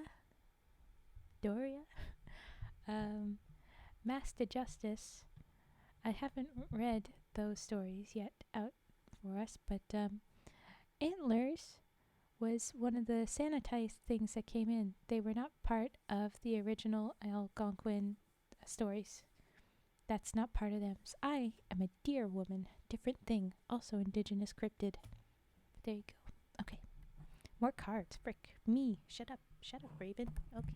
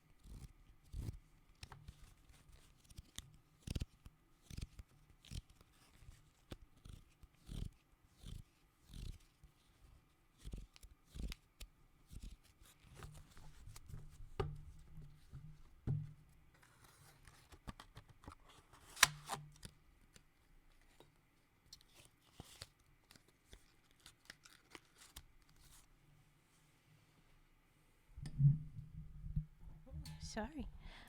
That has been the card dealing. Thanks for joining us, Nani. Go sleep well. We'll see you again, and thanks again for all the freaking hype train. My gosh. Yes, thank you, Musk. I worked hard with the artist to get my antlers how I liked them, and she did a really great job. Right. Glass jar. Here we go.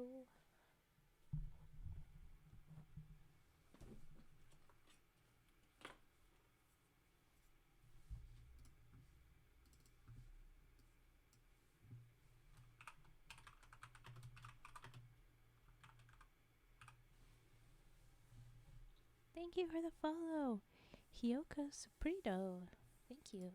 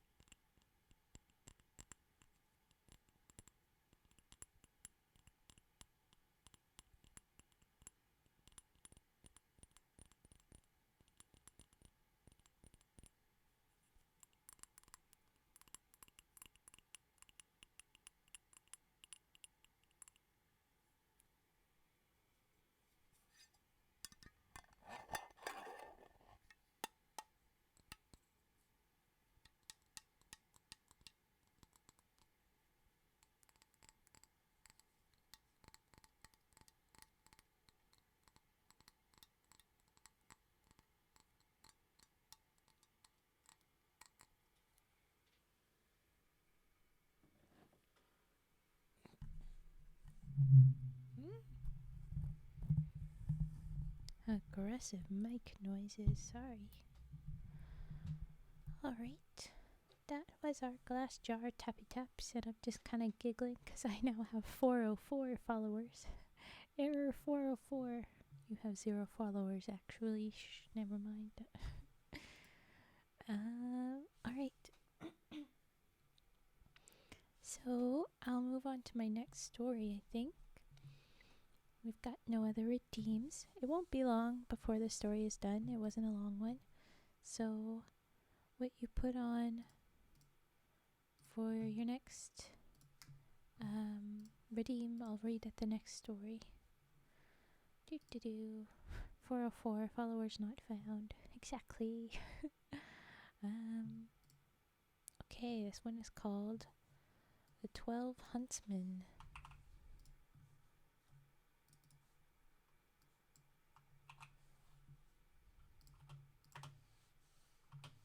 There we go. Alright. Here we are.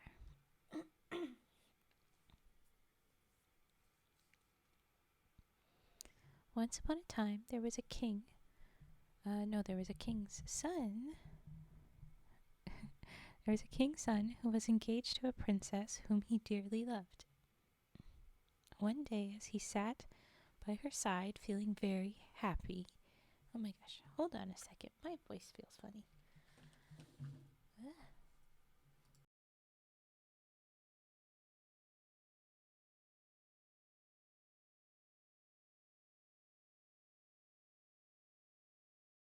Okay, should be better. Sound better. Alright.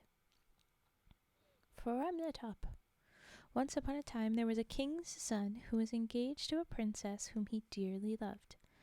One day as he sat by her side, feeling very happy, he received news that his father was lying at the point of death, and desired to see him before his end. So he said to his love, "Alas, I must go off and leave you, but take this ring and wear it as a remembrance of me, and when I am king I will return and fetch you home." Then he rode off, and when he reached his father he found him mortally ill and very near death. The king said, "Dearest son, I have desired to see you again before my end. Promise me, I beg of you, that you will marry according to my wishes." And he then named the daughter of a neighboring king who he was anxious should be his son's wife. The prince was so overwhelmed with grief that he could think of nothing but his father, and exclaimed, "Yes, yes, dear father, whatever you desire shall be done." Thereupon the king closed his eyes and died. Uh-oh. After the prince had been proclaimed king, and the usual time of mourning had elapsed, he felt that he must keep the promise he had made to his father, so he sent to ask for the hand of the king's daughter, which was granted to him at once. Now his first love heard of this, and the thought of her lover's desertion grieved her so sadly that she pined away and nearly died. Her father said to her, "My dearest child, why are you so unhappy? If there is anything you wish for, say so, and you shall have it." His daughter reflected for a moment and then said, "Dear father, I wish for 11 girls, as nearly as possible of the same height, age, and appearance as myself." Okay. So, said the king, "If the thing is possible, your wish shall be fulfilled." And he had his kingdom searched till he found 11 maidens of the same height, size, and appearance as his daughter. Okay, he's got a bunch of photo doubles. This feels funny. Yes, Genarium, quite sus. Then the princess desired 12 complete huntsman suits to be made, all exactly alike, and the 11 maidens had to dress themselves in 11 of the suits, while she herself put on the 12th. After this she took leave of her father and rode off with her girls to the court of her former lover. This sounds a little bit like a very a modern feminist takeover, you know. Okay, revenge story? Here she inquired whether the king did not want some huntsmen, and if he would not take them all into his service. The king saw her, but did not recognize her, and as he thought them very good-looking young people, he said, yes, he would very gladly engage them all. So they became the 12 royal huntsmen. Now the king had a most remarkable lion, for it knew every hidden or secret thing. One evening the lion said to the king, "So you think you have got 12 huntsmen, do you?" "Yes, certainly," said the king. "They are 12 huntsmen." "You are mistaken," said the lion. "They are 12 maidens." "That cannot possibly be," replied the king. "How do you mean to prove that?" "Just have a number of peas strewed over the floor of your antechamber," said the lion, "and you will soon see. Men have a strong, firm tread, so that if they happen to walk over peas, not one will stir. But girls trip and slip and slide so that the peas roll about." I feel like that has more to do with what kind of shoes they're wearing. But okay. The king was pleased with the lion's advice and ordered the peas to be strewed in his anteroom. Fortunately, one of the king's servants had become very partial to the young huntsmen, and hearing of the trial they were to be put to, he went to them and said, "The lion wants to persuade the king that you are only girls," and then told them all the plot. The king's daughter thanked him for the hint, and after he was gone, she said to her maidens, "Now make every effort to tread firmly on the peas." Next morning, when the king sent for his 12 huntsmen, they passed through the anteroom, which was plentifully strewn with peas. They trod so firmly and walked with such a steady, strong step that not a single pea rolled away, or even so much as stirred. After they were gone, the king said to the lion, "There now, you have been telling lies. You see yourself they walk like men." "Because they knew they were being put to the test," answered the lion. Oh my gosh, my voice.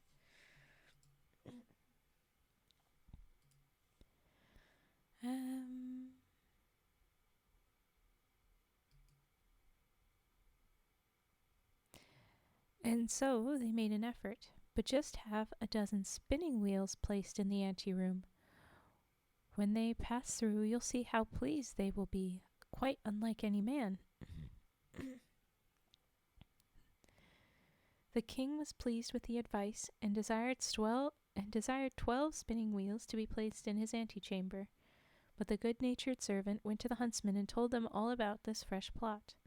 Then, as soon as the king's daughter was alone with her maidens, she exclaimed, "Now pray, make a great effort, and don't even look at those spinning wheels." Thank you for the follow, Willow88.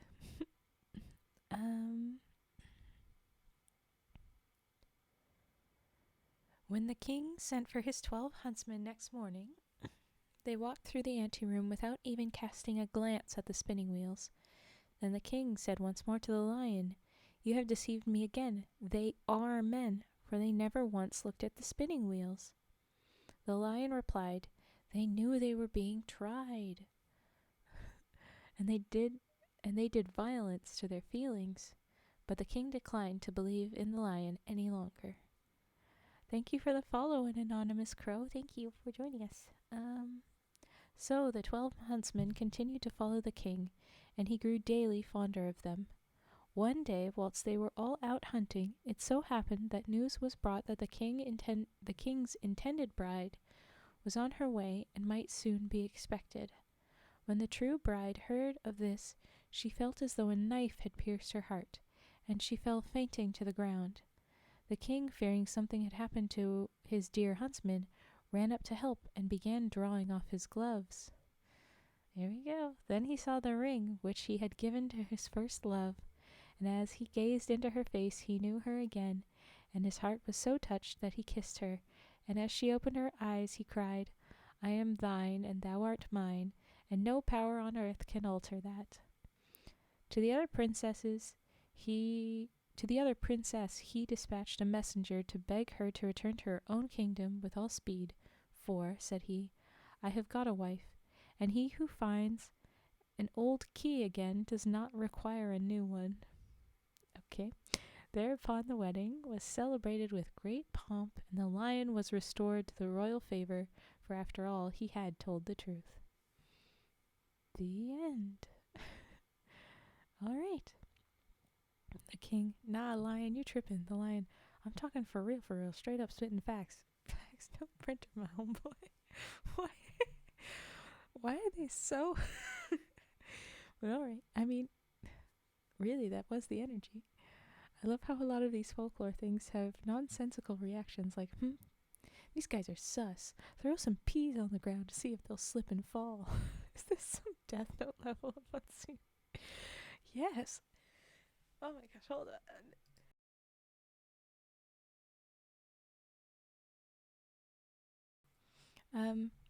Yeah, they never have any proper thought to them. It's all quite nonsense.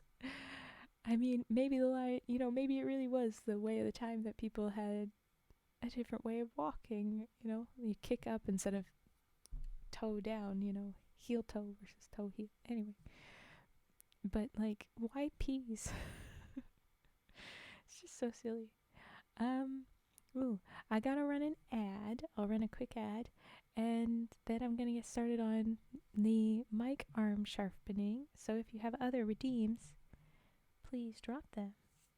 Um, oh, Bratty, we already do the frickin' spooky stories, and I'm gonna do more next week, not tomorrow, because I'm not on for a couple of days. But the next streams I do, they'll be spooky or this. So yeah, you'll have them. But okay, add. All right.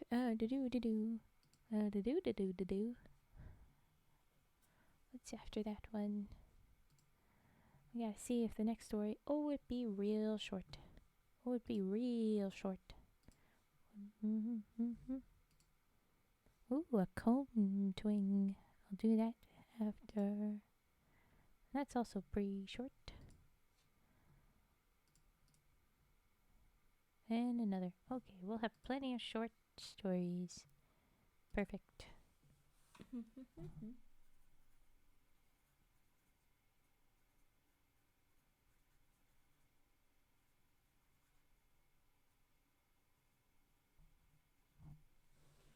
Alrighty, welcome back. We'll do the mic arm sharpening and comb twing and then typing. We have 3 brands of typing, but I default to just typical typing on the very clicky clack keyboard. Tell me if you'd like gentler.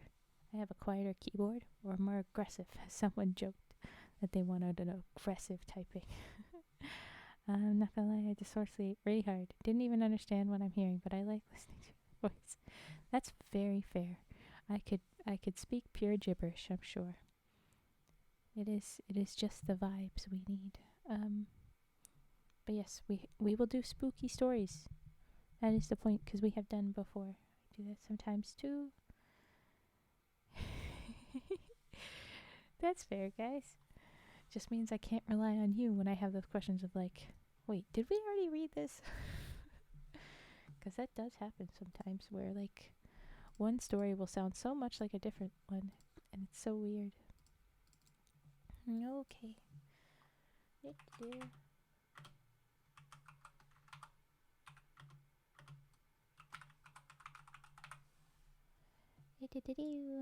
Alright, here we go.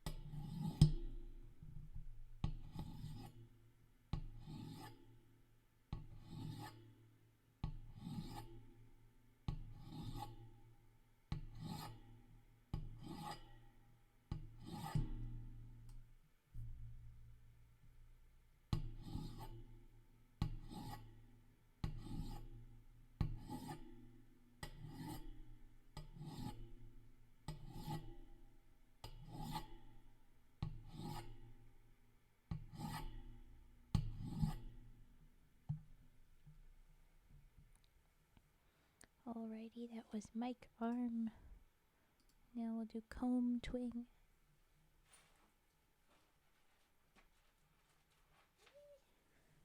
Comb was hiding. Alright.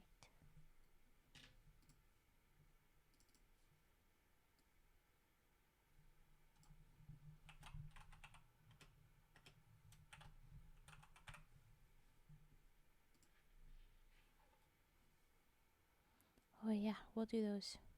Next week, you'll be getting lots more. We'll do SCPs first that were recommended. But then I also do some random creepypastas. If you have a place where you have a full story and not like an annoying interrupted article kind of thing, I will read that. You just have to tell me where to find it. Okay, cool.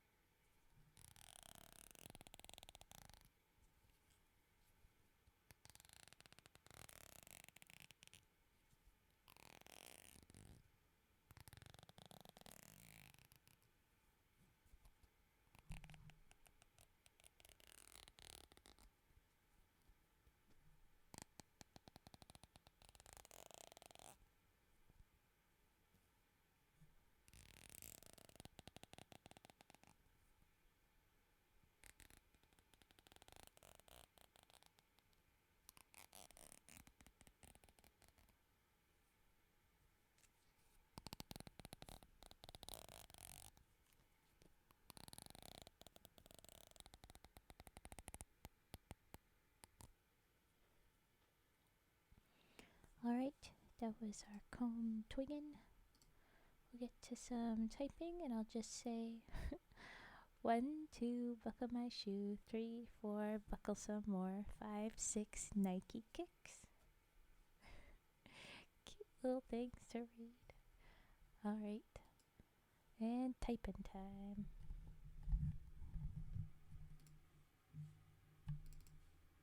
Was that not how you wanted it said?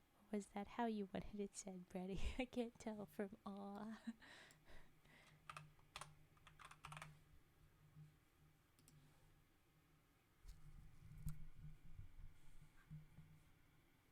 Okay, I'm glad you enjoyed.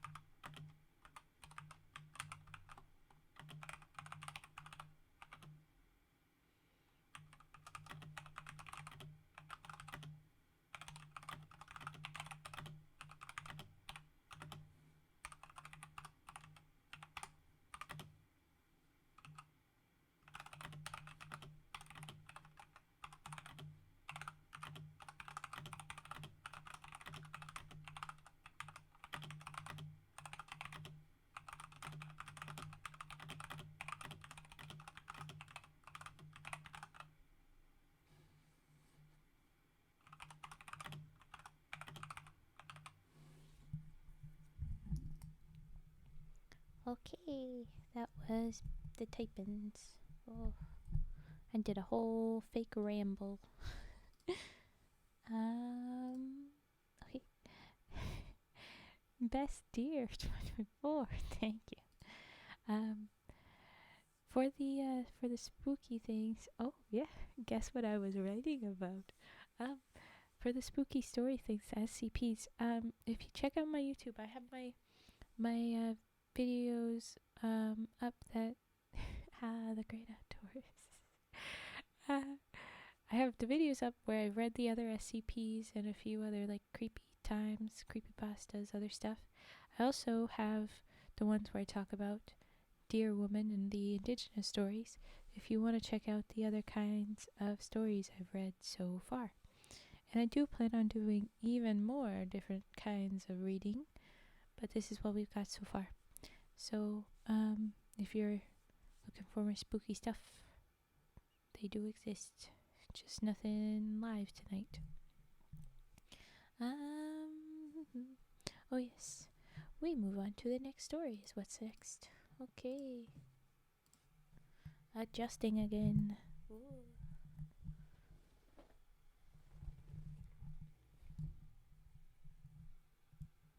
Mm-hmm.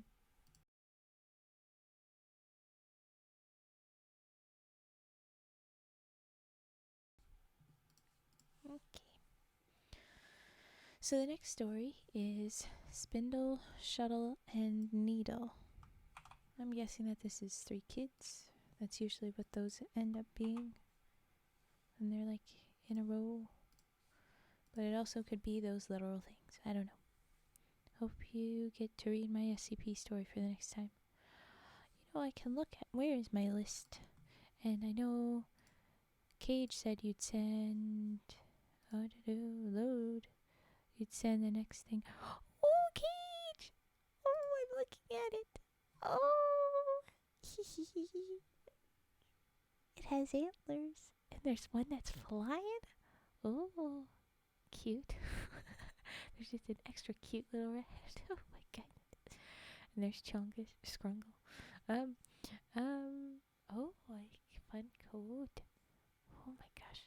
And Turtles is. It's cute. I'm enjoying very much. Sorry, I get distracted. Oh, are those little middle fingers that rat is thinking of? It's fun. Okay, I got very distracted. Okay, we was going to see the story suggestions because someone said they dropped that into the chat and it didn't happen. That's fine. But, I have the list of the stories. Which one did you want the most to be read? Barati? Because I have a bunch now, but it was the SCP. I have the one you wrote. You want to think about that one? Weeboo, thank you for the follow. I have that. I have lots. We have lots.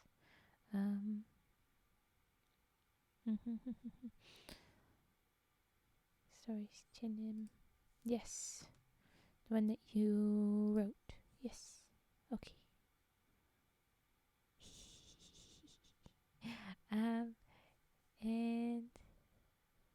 yes. Okay. The cupcakes. Good. Cupcakes is number 1. I'll put a little bubble next to. Hurry. There. So that one's the first one that we should read.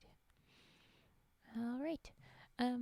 But yes, I've got lots of the stuff going around.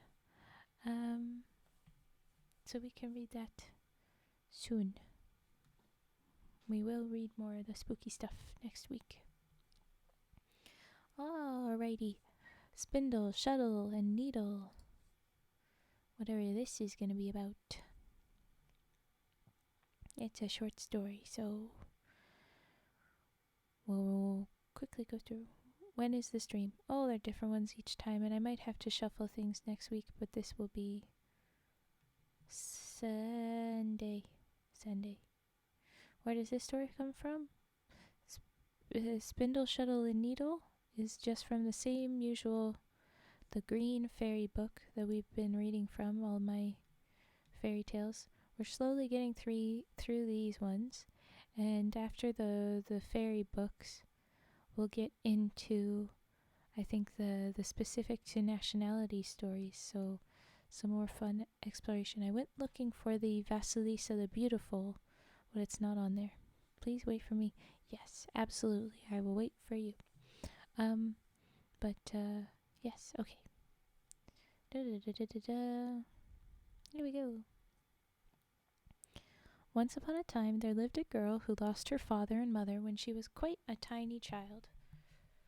Her godmother lived all alone in a little cottage at the far end of the village, and there she earned her living by spinning, weaving, and sewing. The old woman took the little orphan home with her and brought her up in good, pious, industrious habits.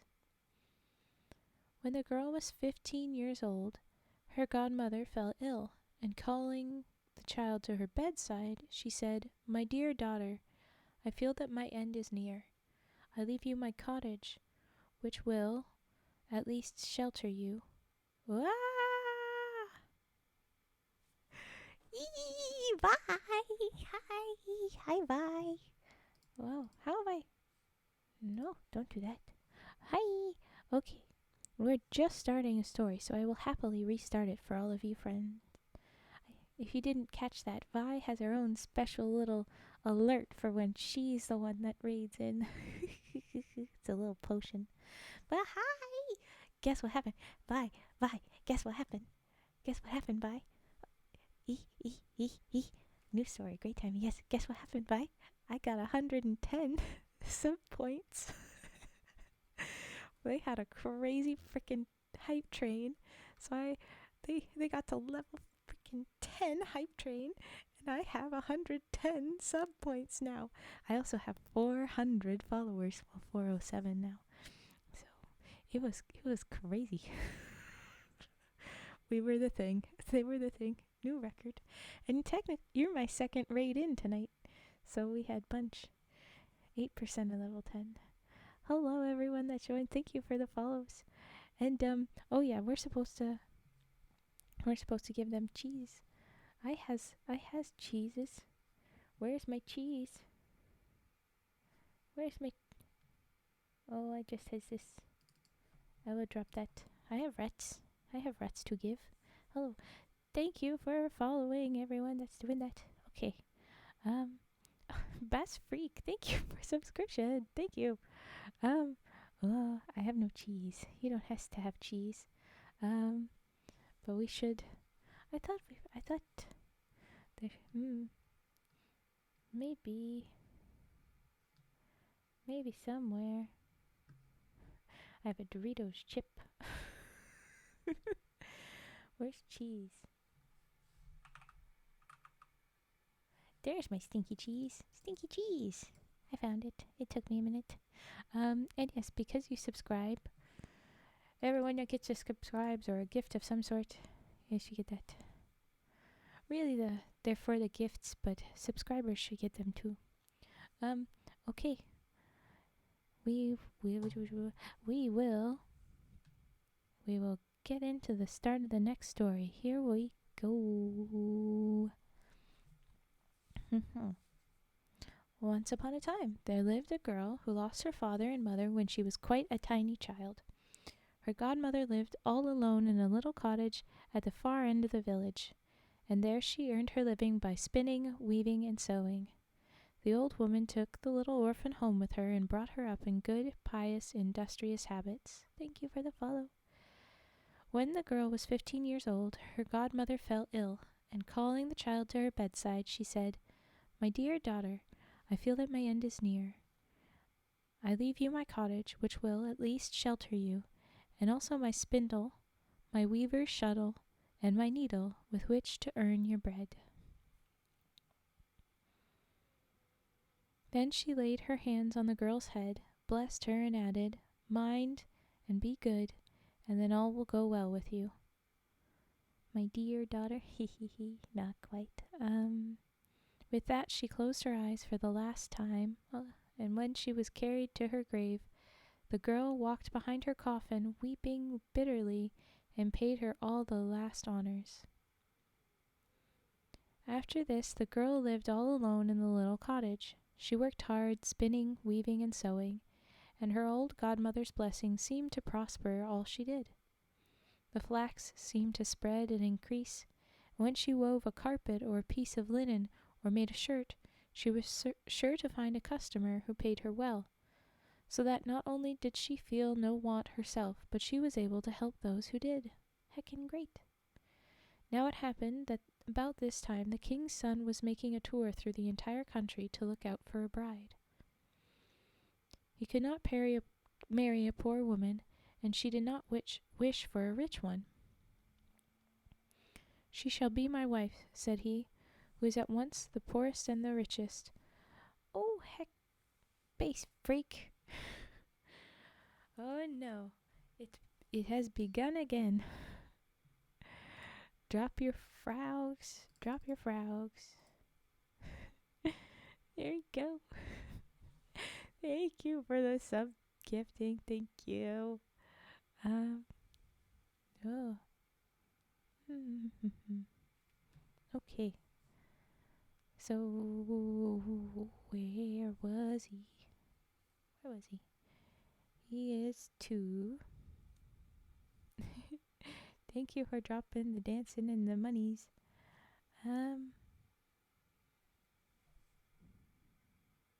He didn't want to marry. Sounds good. Go ahead and lurk and go to sleep. We appreciate it.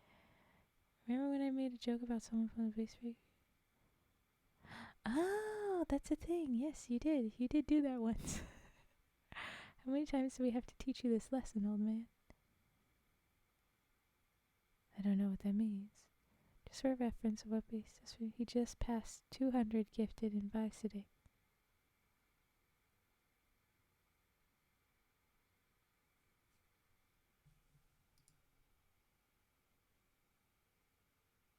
Okay. Wow. Damn. Okay. All right. I'm glad you go sleep. Go sleep. SpongeBob reference. Oh, I'm sorry. I do enjoy it, but I don't catch all of them. That's lifetime, mind you, not in one sitting. Okay, I was gonna be like, I think I'm dead now. Still more than most people. Yeah, it's still, yes, it's a lot, but it's like, holy dang. Okay. We were supposed to go to the story, and I lost it and lost it again.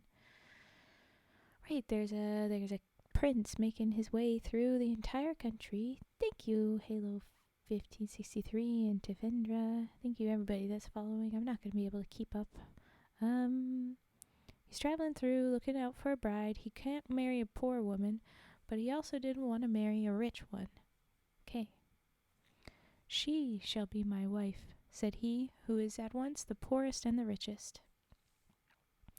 When he reached the village where the girl lived, he inquired who was the richest and who the poorest woman in it.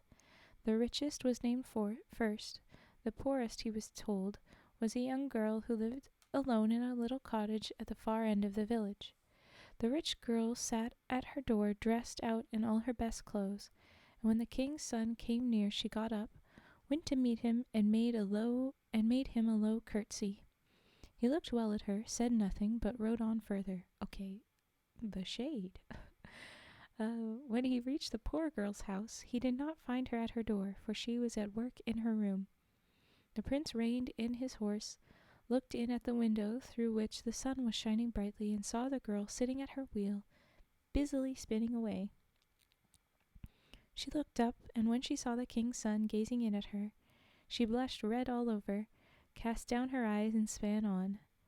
Whether the thread was quite as even as usual, I really cannot say, but she went on spinning till the king's son had ridden off.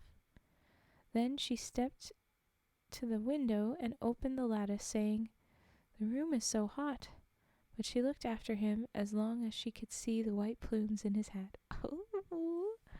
Ooh, she just loves to watch him walk away. Hee hee hee. Um, then she sat down to her work once more and span on, and as she did so an old saying, which she had often heard her godmother repeat whilst at work, came into her head, and she began to sing, "Spindle, spindle, go and see if my love will come to me."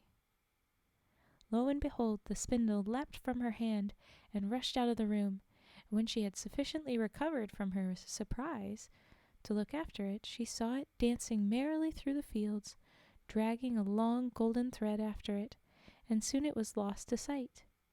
The girl, having lost her spindle, took up the shuttle, and, seating herself at her loom, began to weave. Meantime the spindle danced on, and just as it had come to the end of the golden thread, it reached the king's son. "What do I see?" he cried. "The spindle seems to wish to point out the way to me." So he turned his horse's head and rode back beside the golden thread. Meantime the girl sat weaving and sang, "Shuttle, weave both web and woof, bring my love beneath my roof." "Oh, good night, turtle boy. We'll see you later. Go sleep. Sleep, sleep." The shuttle instantly escaped from her hand, and with one bound was out the door. On the threshold it began weaving the loveliest carpet that was ever seen. Roses and lilies bloomed on both sides, and in the center a thicket seemed to grow with rabbits and hares running through it, stags and fawns peeping through the branches, whilst on the topmost boughs sat birds of brilliant plumage, and so lifelike one almost expected to hear them sing. The shuttle flew from side to side, and the carpet seemed almost to grow of itself. As the shuttle had run away, the girl sat down to sew. She took her needle and sang, "Needle, needle, stitch away, make my chamber bright and gay."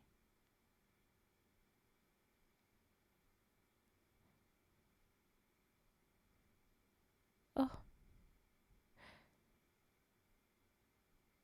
if it, oh, you have to go though. But okay. All right, don't make any problems for yourself, Cage. Especially if it's a physical or therapy any kind. Look after yourself. Okay. She wants the chamber to be bright and gay. Anyway. The needle promptly slipped from her fingers and flew about the room like lightning. You would have thought invisible spirits were at work, for in next to no time the table and benches were covered with green cloth, the chairs with velvet, an elegant silk Yes, exactly. Yes. Curtains hung before the windows. The needle had barely put in its last stitch when the girl, glancing at the window, spied the white plumed hat of the king's son, who was being led back by the spindle with the golden thread. He dismounted and walked over the carpet into the house, and when he entered the room, there stood the girl, blushing like any rose. "You are the poorest, and yet the richest," said he. "Come with me, you shall be my bride." She said nothing, but she held out her hand. Then he kissed her and led her out, lifted her on his horse, and took her to his royal palace, where the wedding was celebrated with great rejoicings. The spindle, the shuttle, and the needle were carefully placed in the treasury, and were always held in the very highest honor. The end. Ta-da! Short story. Cute story. So, all of you that don't have all that many points, if you want to redeem, this is the time that we redeem, but because you might not have points, you can tell me if you really want something. But those of you that have points, your redeems will of course go first. We will have another story right after. They won't be very, very long. Where were we? That's the next one. Yeah, it's a little bit longer, that one, but it's not much. It's all quite tidy. Oh, yes. Oh, I don't know if you heard that, but I had a little bit of a crack right here. I think it's done, but that happens when I stretch sometime. The sternum crack. Okay, stretch, stretchy, stretch.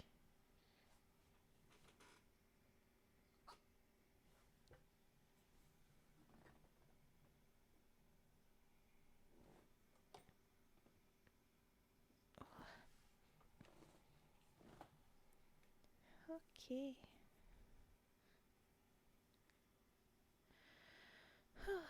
Stretched it, and posture's different and better. Hydrated. Also check. Okay, check, check. Sticks, and then tappies, and then humming.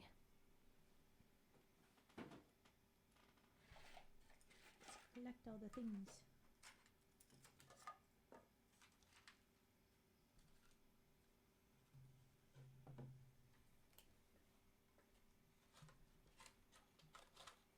Ooh, and brushes. Okay. I have so many sticks.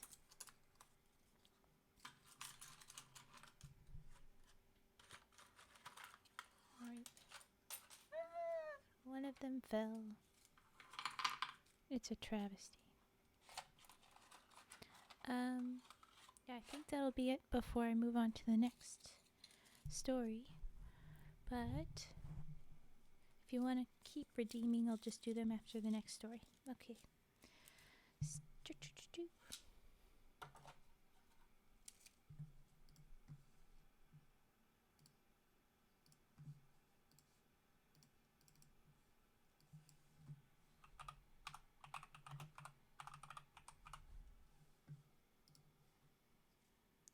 Hello, Dumda. We're just starting to redeem some stuffs.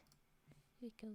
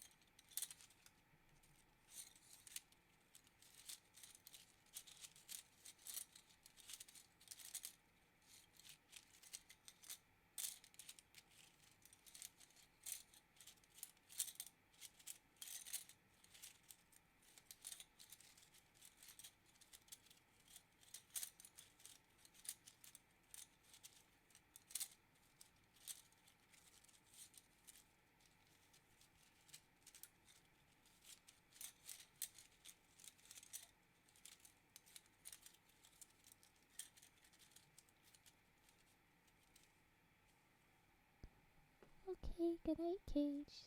Sleep well.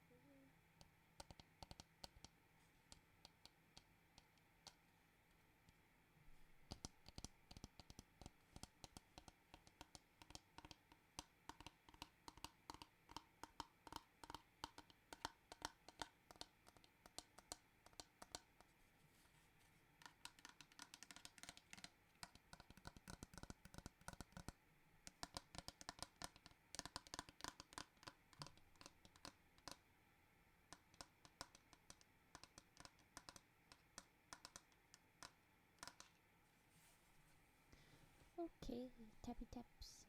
Now, some humming. And I'm gonna do humming and the brushes, and then I'm gonna move to the next story, and then I'll do the last redeems, and then we'll wrap up for the night. I think that's roughly how that'll go. Just letting you know. Alright. Here we go.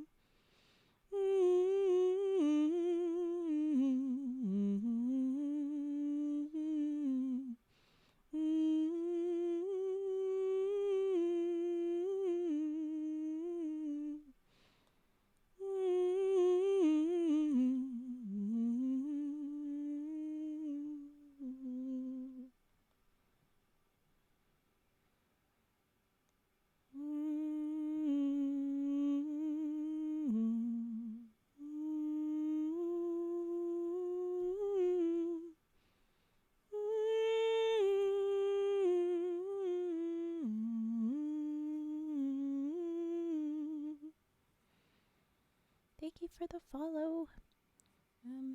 Also thank you guys for being nice, but I'm trying to okay.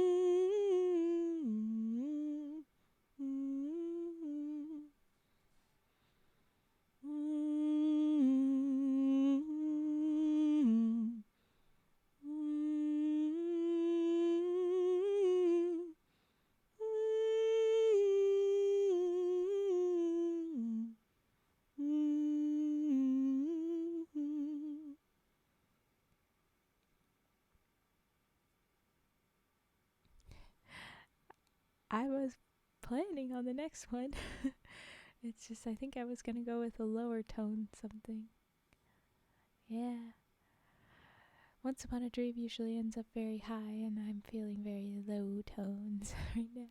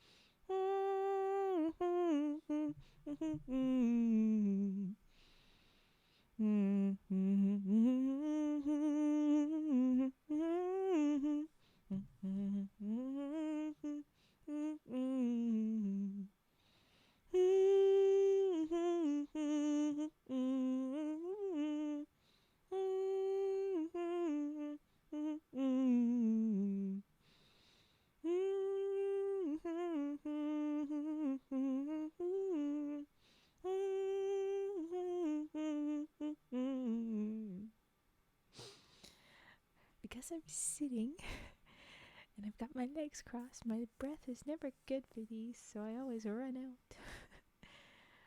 Though you guys have never sounded picky, but I'm picky about it for myself. Dee-dee-dee-doo. Brushes. Brushes is next. That's all the humming for this particular time. Okay. Also, brush is hiding. Okay. Yes, I should be learning more sea shanties. There's lots of them that are public domain, and that is my little requirement. So, sitting in a yoga pose. I just like to cross my legs. It's comfy. Okay. And it's not good for breath. You can't take as good a. It's a whole thing. You try. Freaking heck. What was I doing? Brushes. Just pleasure. Yeah, there's no guilty to that. They're just good. Okay. Yeah.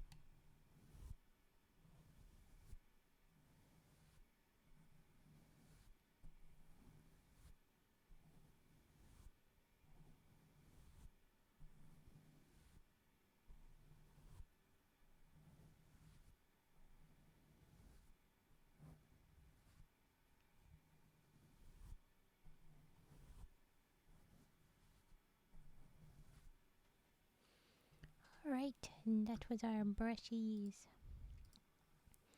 So, sorry to say it, we move on to the last story, and then I'll be doing those last couple of redeems. So, yeah, now we go to this one is. Oh, thank you for the follow, Whale52 Blue. This one is called The Crystal Coffin. So we are still reading our fairy tales from the Green Fairy book. Slowly going through those. And I'll just make sure I know I've read this one. If you don't know, I like to keep track of which ones we've read and which ones we haven't. Well, the which ones we haven't by Remainer. But I like to make sure because so many of these, they're just barely changed. And I want to know if it's like, oh, this sounds so frickin' familiar. Go back. Oh, they were subtle. Sorry. I have to make them louder. Sorry about that. Yeah, I didn't boost my mic for that one. I think I usually do.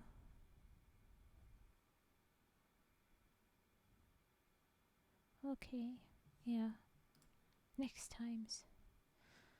Sorry. Alright. So here we are, the Crystal Coffin.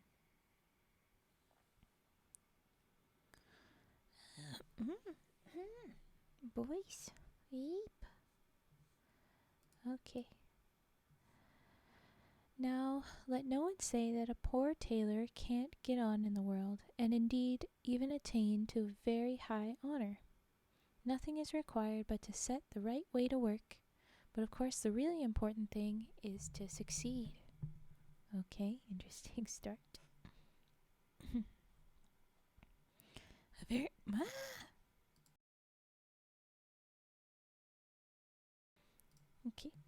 A very bright, active young tailor once set off on his travels, which led him into a wood, and as he did not know the way, he soon lost himself. Night came on, and there seemed to be nothing for it but to seek out the best resting place he could find. He could have made himself quite comfortable with a bed of soft moss, but the fear of wild beasts disturbed his mind, and at last he determined to spend the night in a tree. He sought out a tall oak tree, climbed up to the top, and felt devoutly thankful that his big smoothing iron was in his pocket, for the wind in the treetops was so high that he might easily have blown away altogether. After passing some hours of the night, not without considerable fear and trembling, he noticed a light shining at a little distance, and hoping it might proceed from some house where he could find a better shelter than in the top of a tree, he cautiously descended and went toward the light.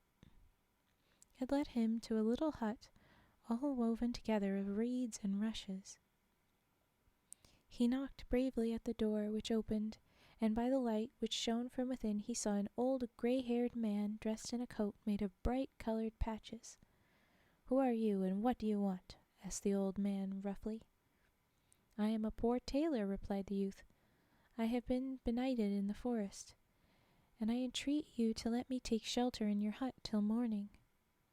"Go your way," said the old man in a sulky tone. "I'll have nothing to do with tramps. You must go elsewhere." Thank you for the follow, Dondo McGee. With these words, he tried to slip back into the house, but the tailor laid hold of his coat tails and begged so hard to be allowed to stay that the old fellow, who was by no means as cross as he appeared, was at length touched by his entreaties, let him come in, and after giving him some food, showed him quite a nice bed in one corner of the room. The weary tailor required no rocking to rest, but slept sound till early morning, when he was roused from his slumbers by a tremendous noise. Loud screams and shouts pierced the thin walls of the little hut. The tailor, with new-born courage, sprang up, threw on his clothes with all speed, and hurried out. There he saw a huge black bull engaged in a terrible fight with a large, fine stag. They rushed at each other with such fury that the ground seemed to tremble under them, and the whole air to be filled with their cries. For some time it appeared quite uncertain which would be the victor, but at length the stag drove his antlers, with such force into his opponent's body that the bull fell to the ground with a terrific roar, and a few more strokes finished him. Yeah, antlers beat horns. The tailor, who had been watching the fight with amazement, was still standing motionless when the stag bounded up to him, and before he had time to escape, forked him up with his great antlers and set off at a full gallop over hedges and ditches, hills and dale, through wood and water. The tailor could do nothing but hold on tight with both hands to the stag's horns and resign himself to his fate. He felt as if he were flying along. At length the stag paused before a steep rock and gently let the tailor down to the ground. Feeling more dead than alive, he paused for a while to collect his scattered senses, but when he seemed somewhat restored, and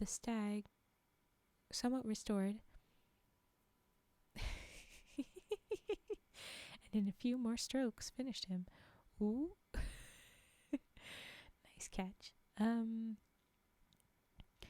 When he seemed somewhat restored, the stag struck such a blow on a door in the rock that it flew open. Flames of fire rushed forth, and such clouds of steam followed that the stag had to avert its eyes. The tailor could not think what to do or which way to turn to get away from this awful wilderness, and to find his way back amongst human beings once more. As he stood hesitating, a voice from the rock cried to him, "Step in without fear. No harm shall befall you." He still lingered, but some mysterious power seemed to impel him, and passing through the door he found himself in a spacious hall, whose ceiling, walls, and floor were covered with polished tiles carved all over with unknown figures. He gazed about, full of wonder, and was just preparing to walk out again when the same voice bade him, "Tread on the stone in the middle of the hall, and good luck will attend you." By this time he had grown so courageous that he did not hesitate to obey the order. The voice had instructed him to walk through fire, and it was correct. So, it's earned his trust. Hardly had he stepped on the stone than it began to sink gently with him into the depths below. On reaching firm ground, he found himself in a hall of much the same size as the upper one, but with much more in it to wonder at and admire. Round the walls were several niches, whatever pronunciation you guys like. My brain was like, I don't even remember how to pronounce that, which one it is I like. Oh my gosh. Sorry. Several nooks, in each of which stood glass vessels filled with some bright-colored spirit or bluish smoke. On the floor stood two large crystal boxes opposite each other, and these attracted his curiosity at once. You guys are sus? Okay.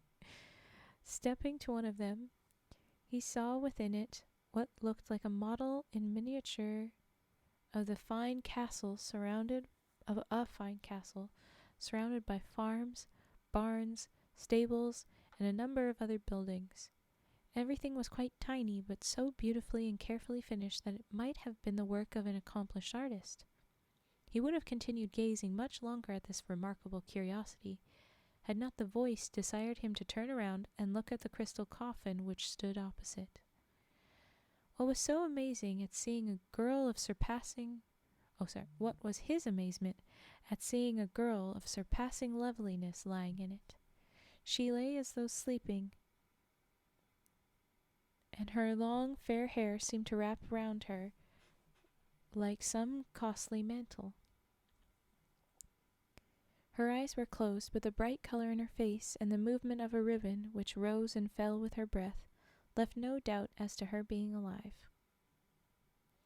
As the tailor stood gazing at her with a beating heart, the maiden suddenly opened her eyes and started with delighted surprise. "Great heavens!" she cried. "My deliverance approaches. Quick, quick, help me out of my prison. Only push back the bolt of this coffin and I am free." The tailor promptly obeyed, when she quickly pushed back the crystal lid, stepped out of the coffin, and hurried to a corner of the hall, when she proceeded to wrap herself in a large cloak. Then she sat down on a stone, desired the young man to come near, and giving him an affectionate kiss, she said, "My longed, hoped-for deliverer, kind heaven has led you to me, and has at length put an end to all my sufferings. You are my destined husband, and, beloved by me, and endowed with every kind of riches and power, you shall spend the remainder of your life in peace and happiness. Now sit down and hear my story. I am the daughter of a wealthy nobleman. My parents died when I was very young, and they left me to the care of my eldest brother, by whom I was carefully educated.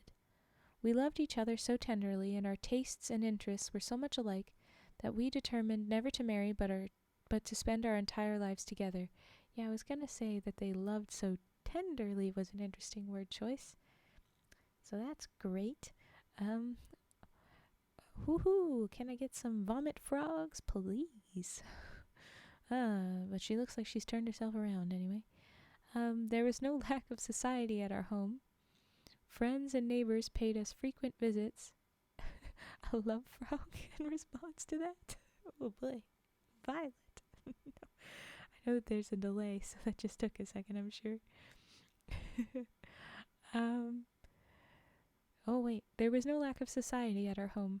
Friends and neighbors paid us frequent visits. Oh, and I lost it. And we kept open house for all. And thus it happened that one evening a stranger rode up to the castle and asked for hospitality, as he could not reach the nearest town that night. We granted his request with ready courtesy, and during supper he entertained us with most agreeable conversation, mingled with amusing anecdotes. My brother took such a fancy to him that he pressed him to spend a couple of days with us, which, after a little hesitation, the stranger consented to do. We rose late from the table, and whilst my brother was showing our guest to his room, I hurried to mine, for I was very tired and longed to get to bed. I had hardly dropped off to sleep when I was roused by the sound of some soft and charming music. Wondering whence it could come, I was about to call my maid, who slept in the room next mine, when, to my surprise, I felt as if some heavy weight on my chest had taken all power from me, and I lay there unable to utter the slightest sound. Sleep paralysis demon? No. Meantime, by the light of the night lamp, I saw the stranger enter my room through the double doors, though the double doors had been securely locked. He drew near and told me that through the power of his magic arts he had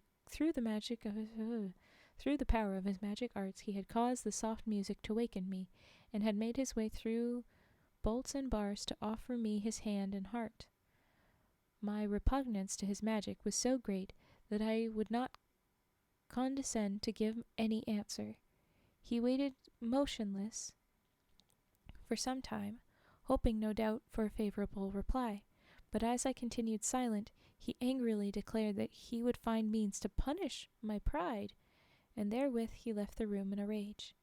I'm not sure if she was saying that she physically could not say anything because of the magic, or if she was just like actually pissed off about the magic. I don't know.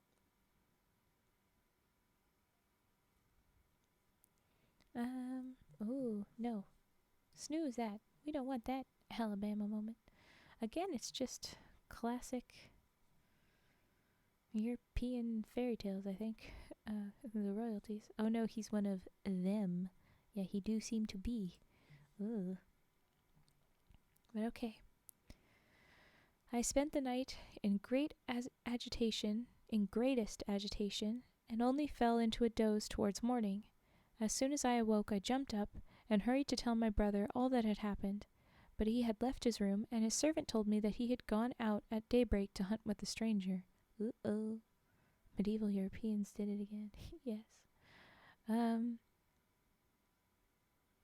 My mind misgave me. I dressed in all haste, had my palfrey saddled, and rode off at full gallop towards the forest, attended by one servant only. They can't keep getting away with this. One servant only. I pushed on without pausing, and ere long I saw the stranger coming towards me and leading a fine stag. I asked him where he had left my brother, and how he had got the stag, whose great eyes were overflowing with tears. Instead of answering, he began to laugh, and I flew into such a rage that I drew a pistol and fired at him, but the bullet rebounded from his breast and struck my horse in the forehead. I fell to the ground, and the stranger muttered some words, which robbed me of my senses. When I came to myself, I was lying in a crystal coffin in this subterranean vault. The magician appeared again and told me that he had transformed my brother into a stag and reduced our castle and all its defenses to miniature and locked them up in a glass box, and after turning all our household into different vapors, had banished them into glass phials. If I would only yield to his wishes, he could easily open these vessels, and all would then resume their former shapes.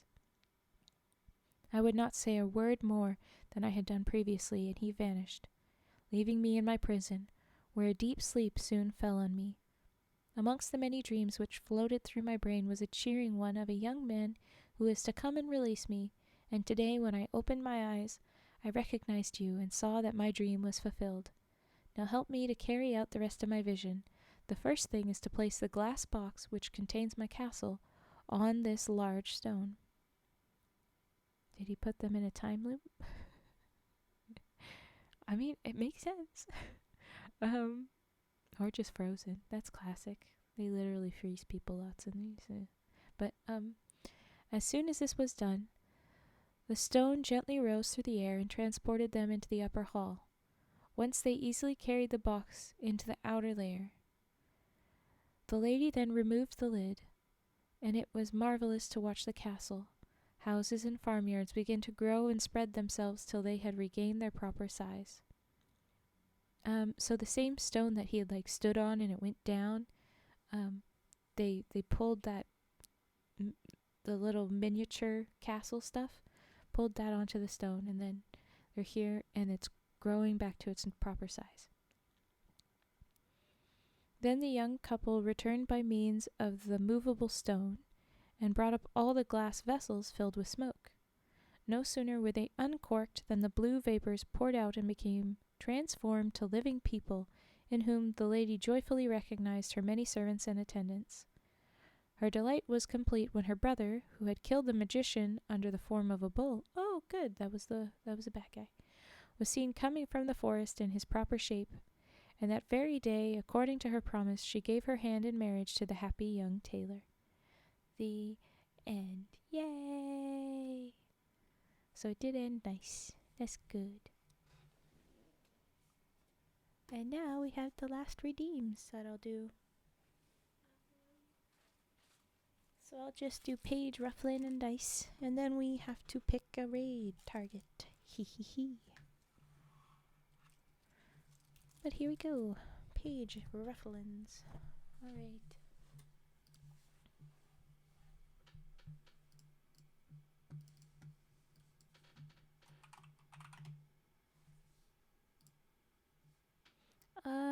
The magician died. The bull. That's the dude that died, but that's it.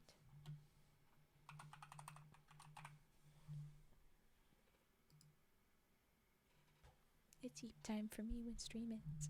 That sounds good. We're just about done. But usually Fetster has a recommendation for where to go. Okay, page, rufflings.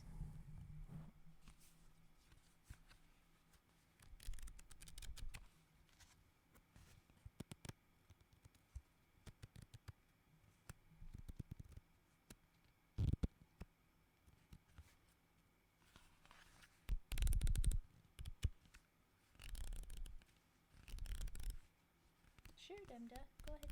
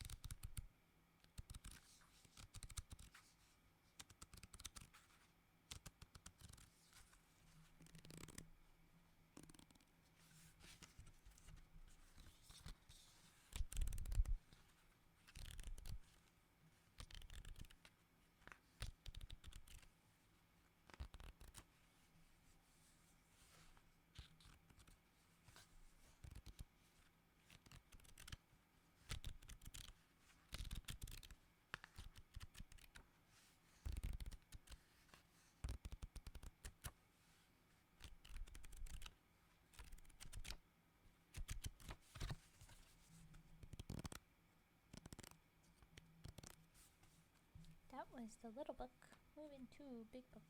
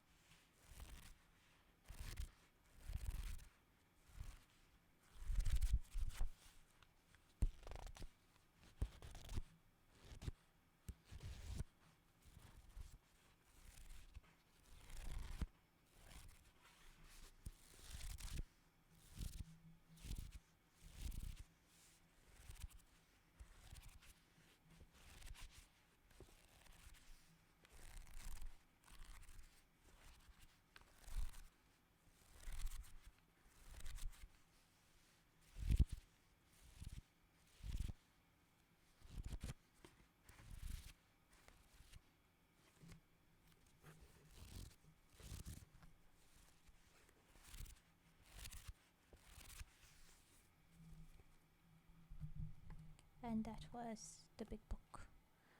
I'm torn, Dumda, because I don't want anybody that's fallen asleep to get aggressively woken up when we move over. But as long as they are a chill, cozy time, then I think that that's okay. Can we confirm that they will not be aggressive loud? But I'll start in on dice now. When I'm done dice, the decision will be made.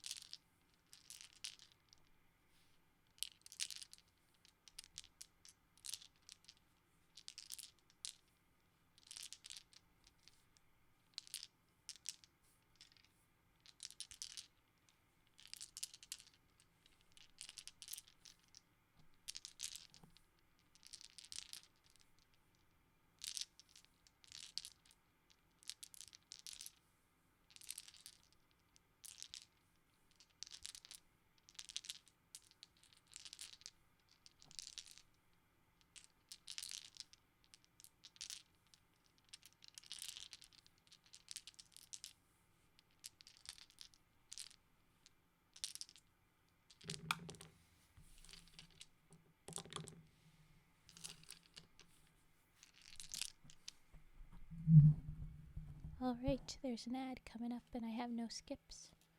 And I'm just thinking that ad is probably going to wake people up plenty. So you know what? Let's go to Critterville, USA. Oh boy. We'll do something new. We'll go somewhere else. Venturing out of our little ASMR bubbles.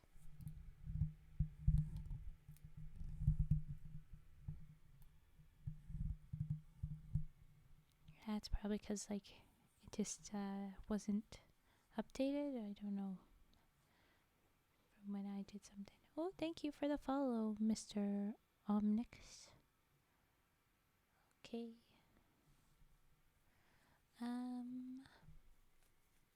Yeah, alright, this is our end of the stream. We're all wrapped up. I'll swap over to my ending thing. And we should get the message ready. Thank you. Doop. Whoop.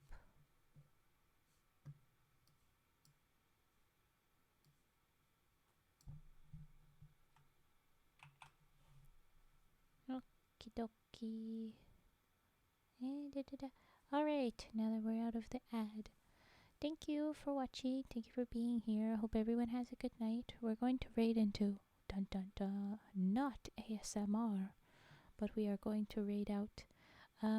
So let's prep our little cozy frog raid messages, and we'll go.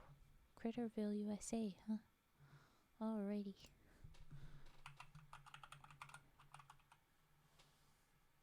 Alright. We're gonna go see Eminos. Yeah, it says relax with squirrels and birds and bunnies. They're in the middle of an ad, so we'll wait for that to be done. And then we'll go over there. Whoop. We'll hoop. They say they have a Duckville soap raffle. Twin soaps made in Duckville. Whatever Duckville is. Alright, yeah, have a good night, everybody. And we're gonna raid on over.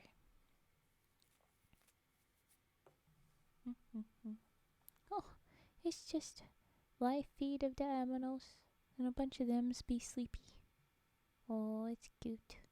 Oh, it's very cute. Okay, we go. Alright, good night.